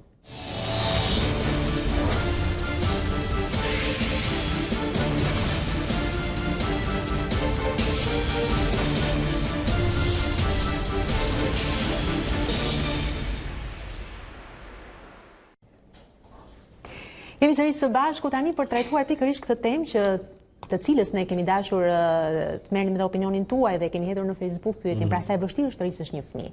Dhe vërtet sa e vështirë është të rrisësh një fëmijë. Por kjo është edhe në një kontekst më të gjerë, ka qenë në lajme, sepse flitet për rënje të lindshmërisë këtu në vendin tonë, demografia në rrezik e gjitha këto, por ne donim që të pyesnim pak, të hynim pak më thellë se sa kaq, pra gërmonim në këtë situatë, të shikojmë se si është sot edhe me sepse është e vërtet, dikur bënin më shumë fëmijë, por sot ka edhe kërkesa më të shumta. fëmijët kanë nevojë të shkojnë në për aktivitete ndryshme, nuk është vetëm arsimi, është ushqimi e gjithçka tjetër. Edi Gogu ka arritur 3 fëmijë deri tani, kështu që ka se çfarë na tregoj në lidhje me këto. Mirëmëngjes, faleminderit për ftesën. Jam në proces pune akoma. E di se mund të sigurisht se jam në proces të 4 Jo. Jemi në proces pune sepse prindërimi kam përshtypjen që fillon në një moment caktuar që kur fëmia është foshnjë, edhe të duhet ta shoqërosh duke mbështetur fizikisht, emocionalisht, nga ana intelektuale, nga ana sociale derisa ai të jetë një i rritur, edhe të ketë krijuar pavarësinë e tij. Ne donim ditë që të fokusoheshim tek se si është të rrisësh një fëmijë sot në Shqipëri. Ka njerëz që kanë më shumë fëmijë që mundon, unë mund të kisha treguar më shumë, por donim sepse 2 prej fëmijëve tu janë pothuajse në moshë madhore dhe i treti, Timoja, është 8 vjeç tani. Kështu që ti mund na thuash edhe se si ka ndryshuar, po themi, në këto 10-15 vjetët e fundit, është bërë më e vështirë, po bëhet më e vështirë, po bëhet më lehtë, si është? Atëherë do të flas për prindërimin ton, edhe për atë prindërim që unë vëzhgoj në rrethin ton të miqve, edhe të kushurinjve apo të njerëzve me të cilët ne jetojmë pranë. Prindërimi ngelet një sfidë e përhershme. Edhe shumë herë ngatrohemi dhe themi që prindërimi, mendojmë dhe besojmë që prindërimi është vetëm të plotësorit e nevojave fizike, bazike të fëmijëve, për t'i veshur mirë, për t'i ushqyer mirë, për t'i shpënë për kurse, ndërkohë që harrojmë se çfarë është prindërimi në të vërtetë. Harrojmë dhe ngatrojmë prindërimin e qëllimshëm me prindërimin rastësor. Fatkeqësisht, në ditët e sotme ne jemi bërë njerëz që na pëlqen prindërimi rastësor, që të shijojmë jetën tonë mos u tremb. Jo, doja të pyesja çfarë do të thotë rastësor. Prindërimi rastësor është ky që ti sjell në jetë fëmijët edhe thua do rriten, si gjithë të tjerë. Pra ti thjesht kujdesesh për nevojat e tij, ato që unë përmenda më përpara. Do ketë kismetin shumë njerëz tonë që çdo fëmijë ka kismetin e vet. Ndërkohë që prindërimi i qëllimshëm është ai prindërim kur ti fillon dhe në momentin kur e bër prind, ti fillon dhe mendon për fëmijët e tu pikë së pari.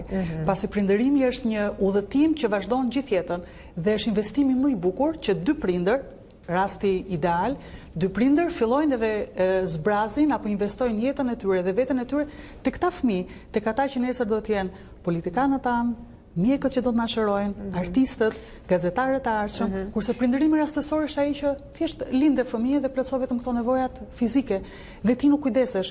Sot ishim duke ardhur në mëngjes për në emision dhe hapet dera në semafor, hapet dera dhe zbret një fëmijë. Dhe unë dhe bashkëshortet po e shikonim, u tmerruam sepse fëmia zbriti dhe nuk pa fare rrugën kur kaloi. Ishin disa raste të tilla dhe ti fillon thua kush babai? Babai ishte rehat, duke bërë gjërat e tij për qefin e vet, ishte duke pirë duhan. Si nuk pati merak për të pak se çfarë po ndodhte me fëmijën dhe ti në këtë moment thua, janë dhe ca gjëra të vogla që ne duhet jemi atje me fëmijët tanë. Mënyrën se si një fëmijë sillet, mënyrën se si një fëmijë reagon me shokut, pra janë këto gjëra që nuk i lien rastësisë. Prandaj ne kemi bullizëm. Edhe kemi duke ardhur dhe duke u përshkallëzuar ky fenomen pasi prindrit janë thjesht rastësishëm. Pra ti thuan që neglizhenca prindërore, ndonjëherë ignoranca, ndonjëherë po themi vetë personaliteti i ca njerëz. Ca prindër janë shumë merakli. Janë ata prindër që unë njoh prindër për shembull që çdo kohë dhe kanë fëmijë që ende nuk kanë prekur asgjë me dorë, por kanë tentuar gjithë këto vjet që të prekin. Edhe kjo ana tjetër e quajnë prindrit helikopter ndonjëherë, ku ti sillesh rreth kokës fëmijës tonë vazhdimisht si një helikopter, edhe aty mungon, si themi, iniciativa edhe guximi për tu përpis, për të ngjitur në një mur, për të mësuar, po themi, ca gjëra nga jeta që duhet të mësoj. Që është gabim, ne do të gjejmë një balancë, sepse shumë herë ne sillemi sigurimi pronar të fëmijëve tanë, ndërkohë që ne jemi ata që i frymëzojmë edhe i shoqërojmë fëmijët tanë gjatë procesit të rritjes. Kur ne kemi rritur 2 fëmijët e parë, që sot janë 20 edhe 18 vjeç, ka qenë koha kur nuk ishim e para, ishte vështirë të gjejë një karrocë. Kështu që ne për shkak të rrugëve me gropa, porositëm jashtë kufive dhe solli bashkëshorti nga një udhim një karrocë me ato rrotat e mëdha si rrota traktorit. Kjo ishte një sfidë e parë, sepse duhet të shtyje fëmijët nëpër ato rrugët. E dyta, nuk kishim libra. Sapo kishim filluar disa shtëpi botuese të botonin libra për fëmijë, të cilat ishin vetëm seria e prallave klasike. Ai ishte fillimi i viteve 2000. Ishte 99. Kështu që ishte vështirë për të gjetur fëmijëve qoftë edhe veshjet që të duheshin. Ndërkohë, ne nuk përdorim internet gjërësisht, nuk kishim këtë akses që kemi sot ndaj teknologjisë, kështu që prindërimi ynë kishte të bënte me krijueshmërinë. Ne mbushnim çantën me lodra dhe dilim për jashtë, në ato kushte që mund të kishim, ndoshta të liçeni në kohën e verës apo në vjesht. edhe mundoheshim që fëmijëve tanë t'ju mësonim jetën dhe këto gjërat që ju thatë përmes thjeshtësisë dhe rutinës tonë të përditshme. Nuk është që kemi shpikur ndonjë gjë të veçantë, thjesht kemi qenë atje me fëmijë dhe jemi munduar. Në fakt kjo është e vërtetë. Më thuaj. Jo, e di pse sepse pjesa më e madhe edhe nga komentet që ne pam e vën gishtin sidomos në vështirësinë për të lindur një fëmijë, sidomos tek aspekti ekonomik. Ndoshta jemi akoma tek bazikja, nuk kemi realizuar ose nuk arrim të realizojmë këto gjëra për të folur pastaj dhe për njerëzit po thonë nuk lindim sepse është e shtrenjtë. Po sepse është shtrenjtë të rrisësh një fëmijë, do ta çosh në shkollë, do ta ndjekësh, do të plotësosh dëshirat e tij dhe sot në Shqipërinë e sotme dhe në realitetin ku ne jetojmë, këto gjëra kushtojnë. Mbasi kushtonin edhe më shumë se ç'i kushtonin prindërve tanë. Mund të jetë edhe ky një. Kam përshtypjen që në çdo kohë ka pasur të tilla vështirësi, sepse dhe prindërit tanë kanë pasur vështirësi për të na veshur. Ju e keni parasysh sa palkpuc kishim ne apo sa xhupa kishim ne. Edhe gjithë ishin të kaluara edhe nga kushurinë. Megjithatë ja ku jemi ne sot, unë nuk jam duke thënë që ne duhet ta mohojmë vështirësinë ekonomike, padyshim që çndron vështirësia ekonomike, por unë mendoj që ka bukuri në vazhdimsinë e jetës, edhe tek ardhja e fëmijëve. Ne jemi bërë dhe pak dembel. Dëgjoj shumë njerëz që thonë, të shijoj një jetën unë pastaj të vinë fëmijët. Fëmijët nuk janë barë. Nëse ne i shikojmë kështu dhe prindërimi ynë bëhet i rëndë edhe thua, do shkoj në shtëpi do merrem me fëmijët. Ndërkohë që ata janë vetja jonë, janë riprodhimi ynë. Dhe ne kemi privilegjin e madh që këta fëmijë, këto foshnjë të vogla nga bebe, ne ti shikojmë në adult, siç jeni ju dhe krenohen prindrit tuaj me ju apo dhe njerëzit e tjerë. Pra është një mision sakrifikues. Është si ata që thonë se më kujtove që ende mazë në një farë mënyrë që thonë është punë, por është edhe dashuria që të japë, sepse ka, domethënë fëmia gjithashtu t'jep shumë. Edhe kjo të ndryshon le të themi këtë gjë tjetër, që ndryshe nga një qen dhe nga një mace që janë të mrekullueshëm, padyshim, të ndryshon jeta totalisht, sepse të paktën mund të flas për vete, por ti je i zhveshur nga gjitha egot personale para këtij individi të ri, cilit mund t'i bësh vetëm mirë, para cilit dhe është një gjendje e jontja që ndoshta mendoja të bën dhe mirë personalisht, pra që ti je ashtu, ti je i zhveshur nga egot, i dorëzuar patjetër. Ne shumë herë mendojmë që fëmijët kanë nevojë për gjëra. Ky është gabimi i perceptimit të madh. Fëmijët kanë nevojë për gjëra dhe mendojmë që themi fëmia ka nevojë për një telefon të mirë sepse kanë të gjithë. Fëmia ka nevojë për një iPad dhe e kornizojmë gjithë bukurinë dhe plotësinë e jetës në kaq gjë. Fëmijët kanë nevojë dhe dëshirë për dashuri tonën, edhe të rinë me ne. Po ti shikosh, sa herë që ne shkojmë në shtëpi, dëshirat voglit është që ne të puthemi dhe të rinë bashkë. Dhe çfarë bëjmë? Lexojmë, luajmë me gishta, bëjmë avion prej letrash, luajmë me Lego, pra bëjmë gjëra nga ato që janë shumë thjeshta, sepse fëmijët nuk dinë akoma.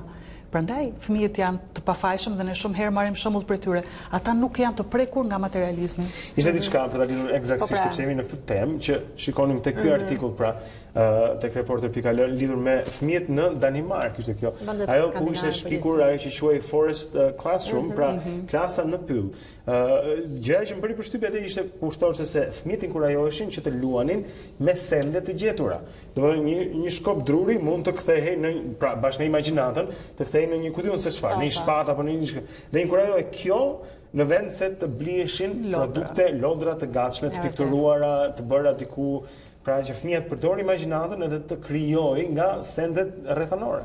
Sepse e para zhvillon krijueshmërinë tek fëmijët, edhe e dyta i ndihmon fëmijët përveç se të zhvillohen, i bën të pavarur. Fëmijët kanë nevojë që pra shumë herë ne mundohemi t'ju japim gjëra që t'i mbajnë fëmijët të zënë. Ne nuk duhet t'i japim gjëra fëmijëve për t'i mbajtur të zënë. Duhet t'i lëmë fëmijët ta gjejnë vetë gjën që ju pëlqen. Është një teori në Gjermani që ata thonë sa më pak lodra fëmijëve dhe thjesht lëri në natyrë dhe ata do të bëjnë gjërat e tyre. Unë jetoj në një komunitet rural ku fëmijët luajnë për jashta.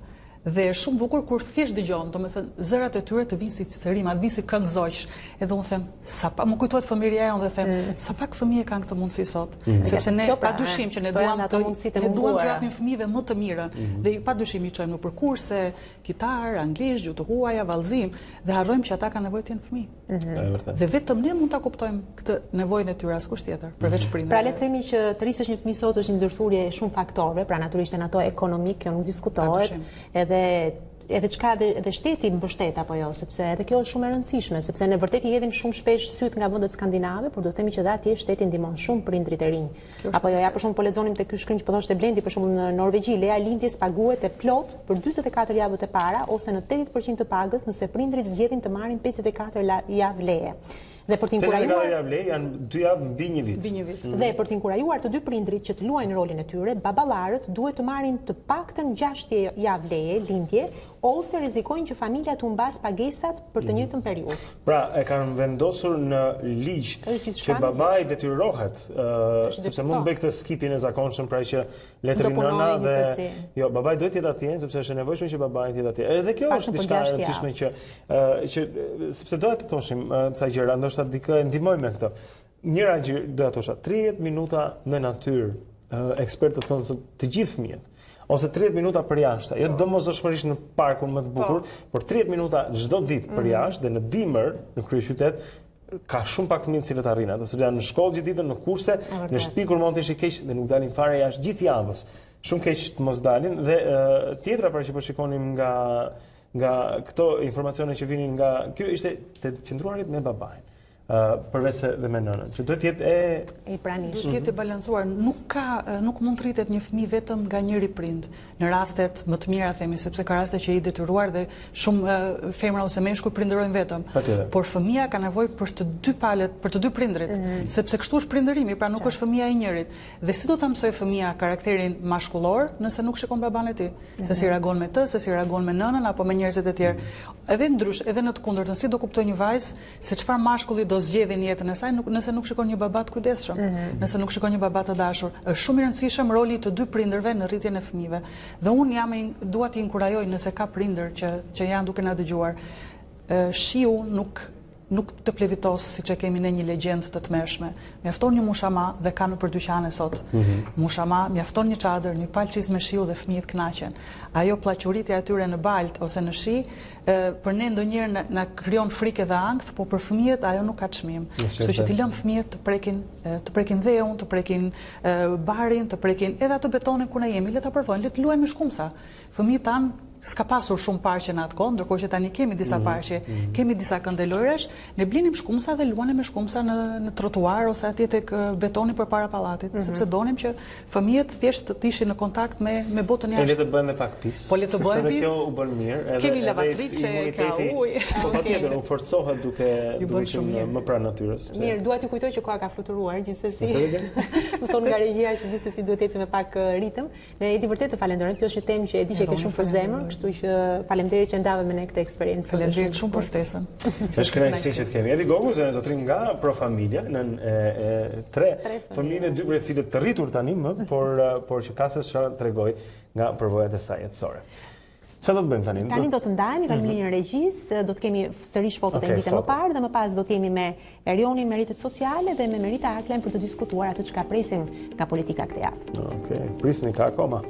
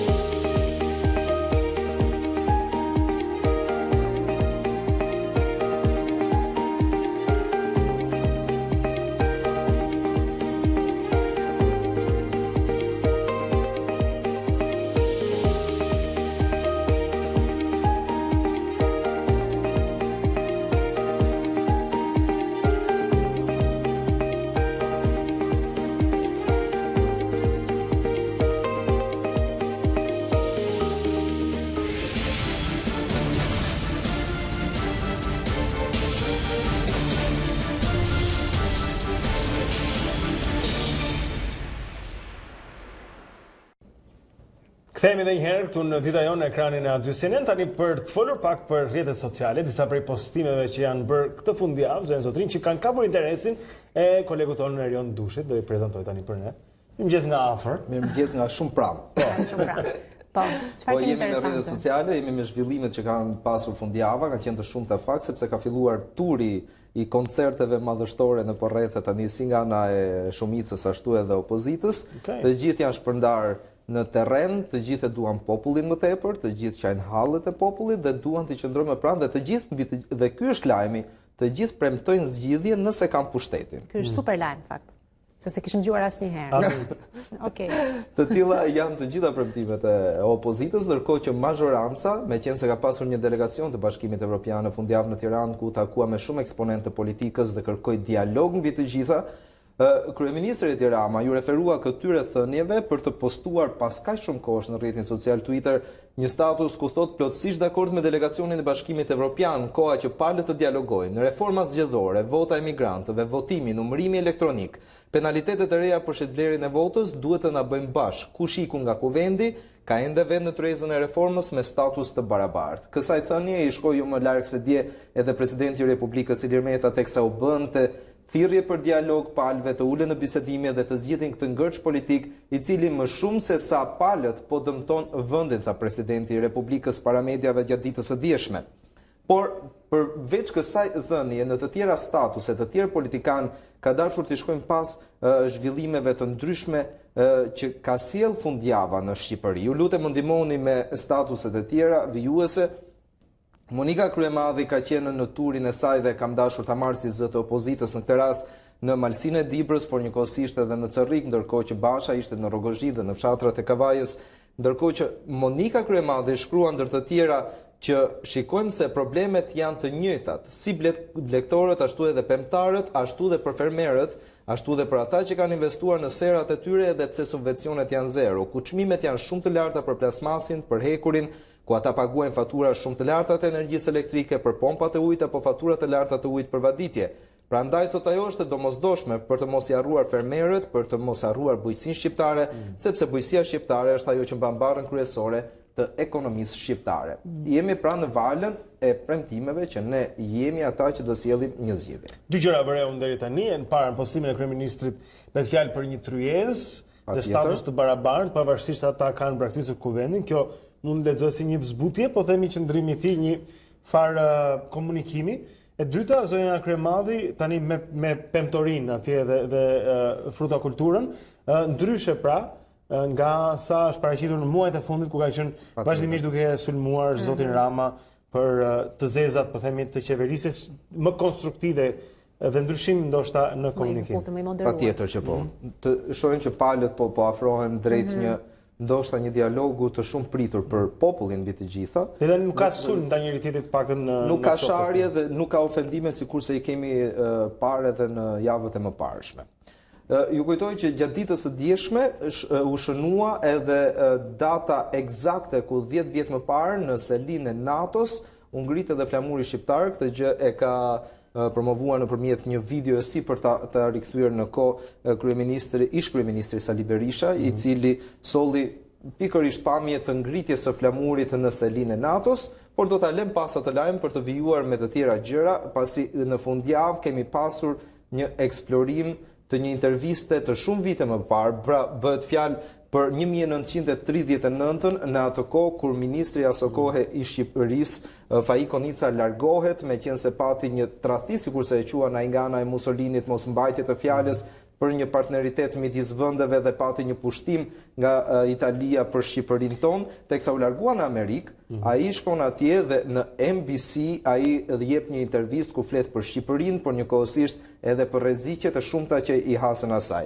Kjo është një intervistë që vlen të theksohet, gazetari Ilir Ekonomi e ka sjell sikurse është transmetuar për herë të parë, ku dëgjohet zëri autentik i ish-ministrit asokohe të Shqipërisë, i cili ndër të tjera flet për një sër çështjes që shqetësojnë Shqipërinë dhe shqiptarët. Unë do doja që ta dëgjonim, që të sillnim në vëmendje edhe këtë pjesë të intervistës dhënë për Hilmar Bokaç, një gazetar i njohur i atyre kohrave. Ju lutem më ndihmoni me video. They've taken over all of the provinces. Ky është gazetari ndërkohë. That, my dear Mr. Bokaç, I would not tell you if I knew myself. Buildings do not make a government. Because it will be invisible, do not think that it will not exist. You can no more destroy my government than you can destroy the spirit of my people. We kept our independence for 2,000 years when nominal foreign states ruled over us or thought that it. Kjo intervizë zotrinj është dhënë datën 8 prill të vitit 1939, eksaktësisht 80 vjet si sot. Dhe dëgjojmë pra të dhënë live në atë kohë në NBC në New York. Dhe vlente për të theksuar ai pasazh që sapo tha Konica që ju mund të shkatroni qeverinë e një populli, por nuk mund të shkatroni shpirtin e tij dhe sepse populli ecën përpara.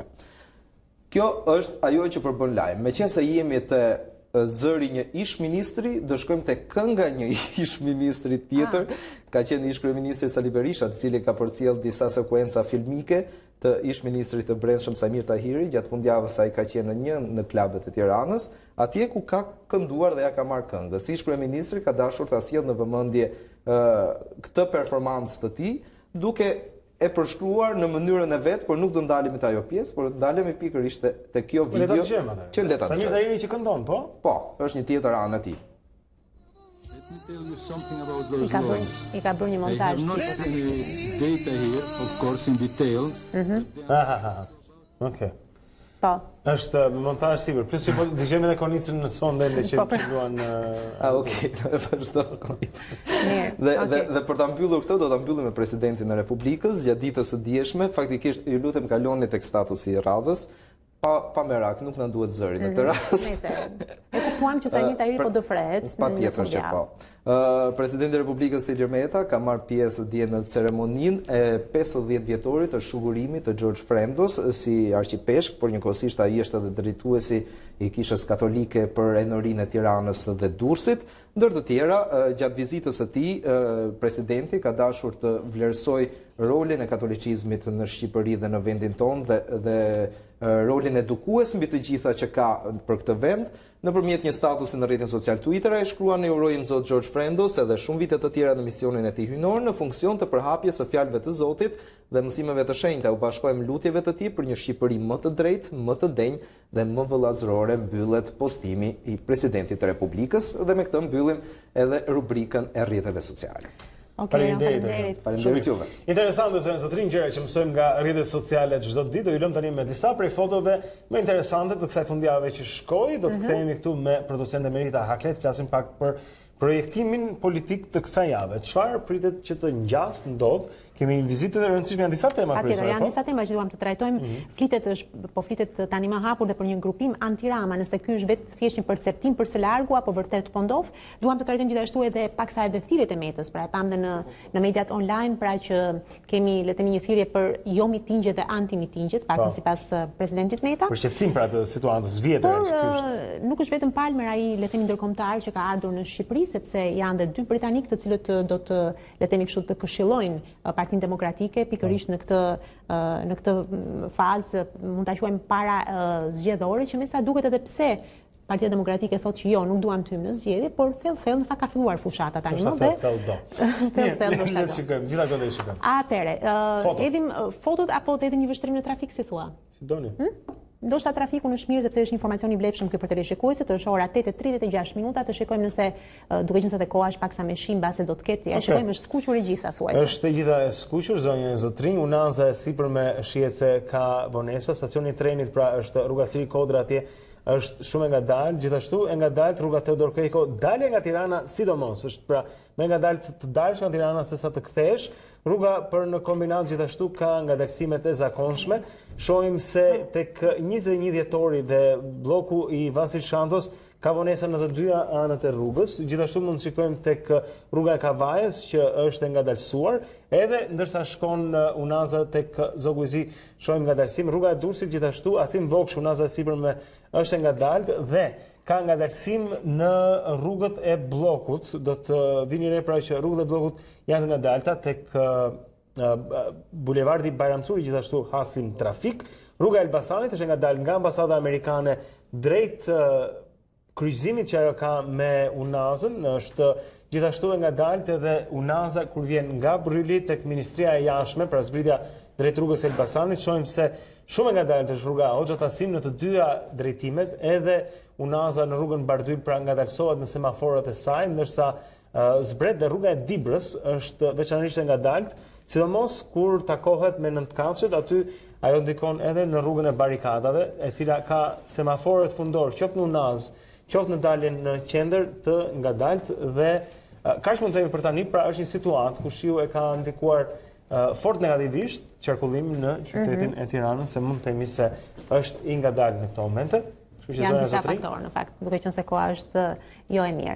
Mirë, në rregull, ky është informacioni i fundit për të takon trafiku, ndërkohë që ne duam të përqendrohemi paksa tek situata e pritshme, nëse ajo që mund të jetë e pritshme dhe sa mund të komentohet gjithçka për sa i takon edhe politikës, për këtë na ndihmon si çdo të hënë Merita Akla që e kemi sot në studio, themi mirëmëngjes. Mirëmëngjes. Shumë kënaqësi që të kemi këtu në studio. Faleminderit. Dhe me thënë të drejtën, siç Alona e ka mbajtur shënim këtu, janë disa gjëra që po ndodhin edhe pritet dhe ndihet Merita që gjërat po ndryshojnë. Kemi patur një lloj, po themi, qëndrueshmërie të situatës gjatë muajit shkurt edhe mars, deri diku me protestat, por tani ne vëmë re për shembull Monika Kryemadhi po flet për hortikulturën edhe për nevojat e fermerëve, edhe jo për Ramën, siç po flisë Rama, nga ana tjetër thotë ju jeni të mirëpritur dhe pse dolet nga kuvendi të jeni të barabartë në një tryez.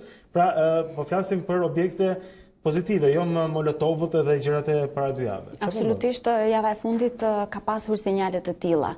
Një lloj relaksimi, mund ta quajmë kështu me palve. Hapi i parë dhe që u duk ishte një vendim i Partisë Socialiste për të përfshirë opozitën edhe pse jashtë parlamentit me një status vëzhguesi për reformën zgjedhore, por duke konsideruar atë si palë për të kryer reformën zgjedhore dhe jo deputetët e rinj që ndodhen në parlament, të cilët zoti Rama në fjalën e tij të fundit i konsideroi njësoj si ata që ishin jashtë rrugës, pra opozit ndryshe nga fillimi ku përpiqej të tërhiqte sa më shumë nga radhët e tyre për t'i futur në parlament dhe për t'i konsideruar dhe si partner të rëndësishëm për të miratuar reformat. Kjo është strategji që shumë ja njohin zotit Rama, që mund të jetë një joshës i madh dhe pastaj një ignorues total. Dhe kjo ndoshta ndodhi edhe me këta deputetët e rinj. Dhe sinjalet e tjera ishin edhe nga opozita, pra nëse mund ta shohim planin e veprimit të Lulzim Bashës, por je edhe të Monika Kryemadhit, nuk janë vetëm në takime me qytetarët për t'i tërhequr për protestën e 13 prillit apo për protesta që janë mbajtur tek parlamenti, por kanë nisur, le të themi, të prezantojnë edhe ato pikat e para të programit të tyre, qoftë për studentët, qoftë për fermerët, për të cilët ka pasur një debat shumë të fortë dhe protesta nga ana e tyre për disa ndryshime nga ligjore nga qeveria dhe ajo çfarë është e dukshme nga ana e kryetarit të Partisë Demokratike është pikërisht qasja se si do të zgjidhen kandidatët për deputet nga ana e Partisë Demokratike. Është ajo që ne kemi folur edhe javën e parë, që përmes konsultave nga konservatorët britanik, por më herët edhe nga përfaqësues të CDU-s, është mënyra se si Partia Demokratike do të përfshijë antarësinë në mënyrën se si do të përzgjidhen kandidatët për deputet. Është një parashikim statutor i futur një vit më parë në Kuvendin Kombëtar të prillit nga ana e Partisë Demokratike, por që ka pasur kësaj jave, para 3 ditësh, përfaqësuesit nga konservatorët britanik kanë bërritur në Tiranë dhe kanë pasur takime me ata që do të merren në Partinë Demokratike lidhur me këtë. Po, pyetje, bëhet fjalë për përfaqësuesit si deputet apo ata që do të përfaqësojnë në nivelet vendore? Jo, bëhet fjalë për kandidatë për deputet. Tashmë ne dim Partia Demokratike po synon zgjedhje të parakohshme parlamentare dhe kërkon që të jetë gati për këtë situatë. Për kandidatët për bashkitë presim për të parë se cila do të jetë strategjia që do të zgjedh Partia Demokratike, por risia kësaj jave kjo ka qenë. Megjithatë, presim sot Palmer dhe takimin që do të ketë parin me Edi Ramën, nesër pastaj pritet të takoj Ilir Metën dhe Lulzim Bashën. E shikon shumë afër, si mendon, mund të jetë shumë afër një kompromisi, një marrëveshje, duke qenë se kemi déjà vu dhe të asaj që ka ndodhi edhe me njërë mbas shatrës, ku një Amerikan ishte ai që i uli të dyja palët edhe ishte ai takimi gjatë.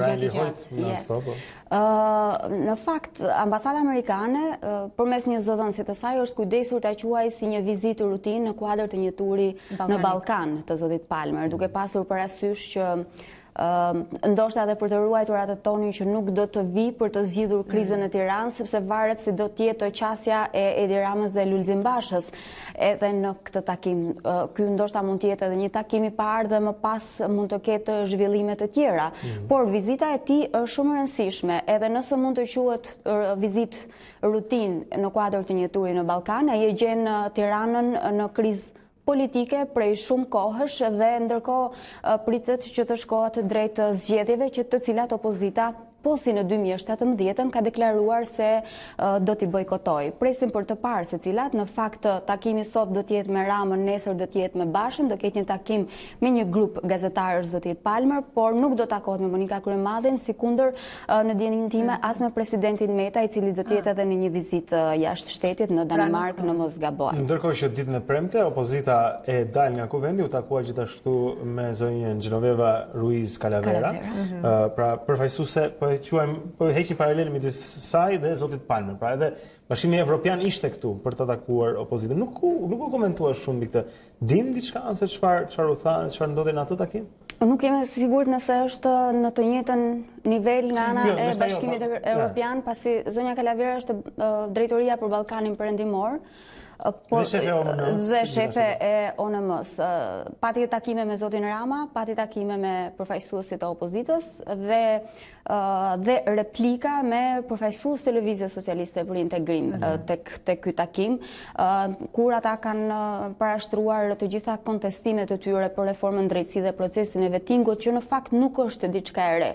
Zoti Vasili, nëse kthehemi në kohë, pa të drejtuar edhe një letër ndaj autoriteteve të Bashkimit Evropian mbi mënyrën se si po ecën procesi vettingut. Ishte koha kur Vasili pa të mbajtur postin e ministrit të drejtësisë dhe më pas u largua dhe për shkak të ndryshimeve në kabinetin qeveritar që të përfshihej Partia Demokratike me ministra teknik, por edhe ndarja përfundimtare të paktën e viteve të fundit mes LSI-së dhe Partisë Socialiste.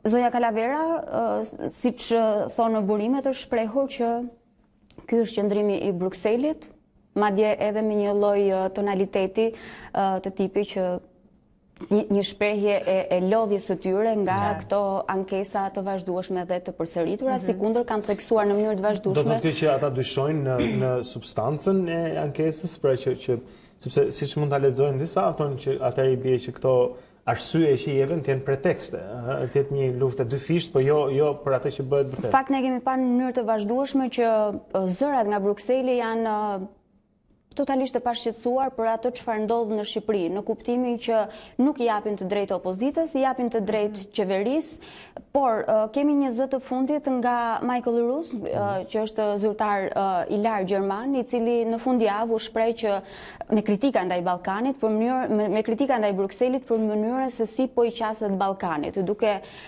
me indiferencën e vet, po largohet më shumë se sa po shkon drejt atij opsionit të madh për zgjerimin. Kujtojmë që Gjermania është mjaft e fokusuar javët e fundit, por mund të themi gjatë vitit të fundit për zhvillimet në Shqipëri me përfaqësues të saj nga Parlamenti, nga Bundestagu, që i sjell në mënyrë të vazhdueshme në Shqipëri, por edhe më mënyrën se si ndërhyet në politikën shqiptare dhe më pas me ndikimin në Bruksel. Dhe një ndërhyrje të fundit merit edhe për sa i takon të deklaratave të Metës. Duket sikur ai më në fund po përpiqet të mbajë një qendrim le të themi mbi palët, duke thënë jo mitingje, jo anti-mitingje. Sa të vërtet, sa mund t'i besohet këtij pozicioni që ai do të zërë tani më, pikërisht në prag të vizitës së Palmer në kohë. Dhe ka patur gjithashtu për një pyetje me Ilir Metën, fjalë për shembull, tash e them natyrisht, natyrës që ai mund të ishte edhe i gatshëm të linte presidencën për të rikthyer në LSI, për të rimarr drejtimin e partisë. Sa të vërteta do të ishin këto? Fillim me atë që pyet.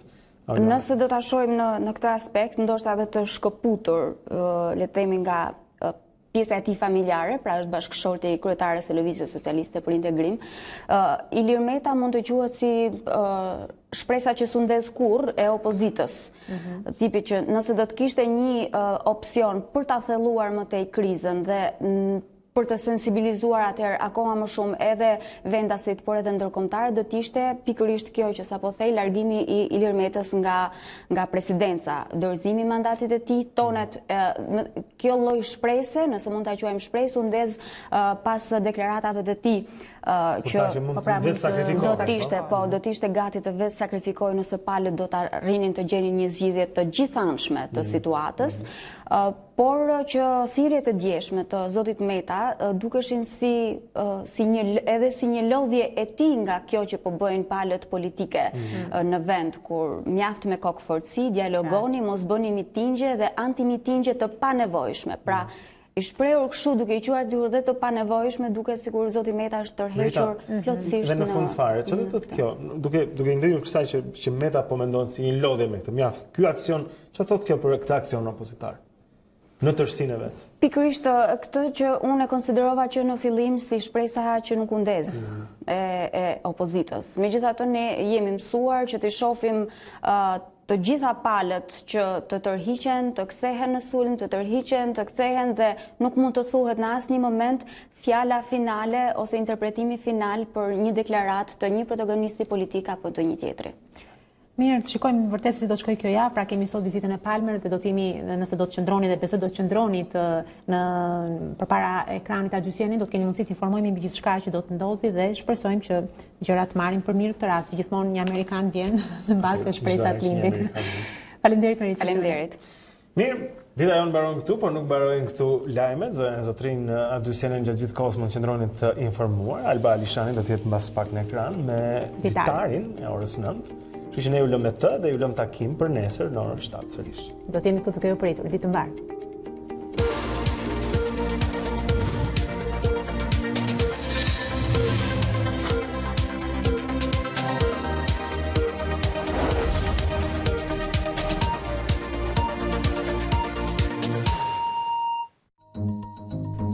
Unë jam Aurora Minga. Dhe unë jam Blendi Sale. Për të parë të gjitha videot e emisionit ton, klikoni subscribe. Regjistroni.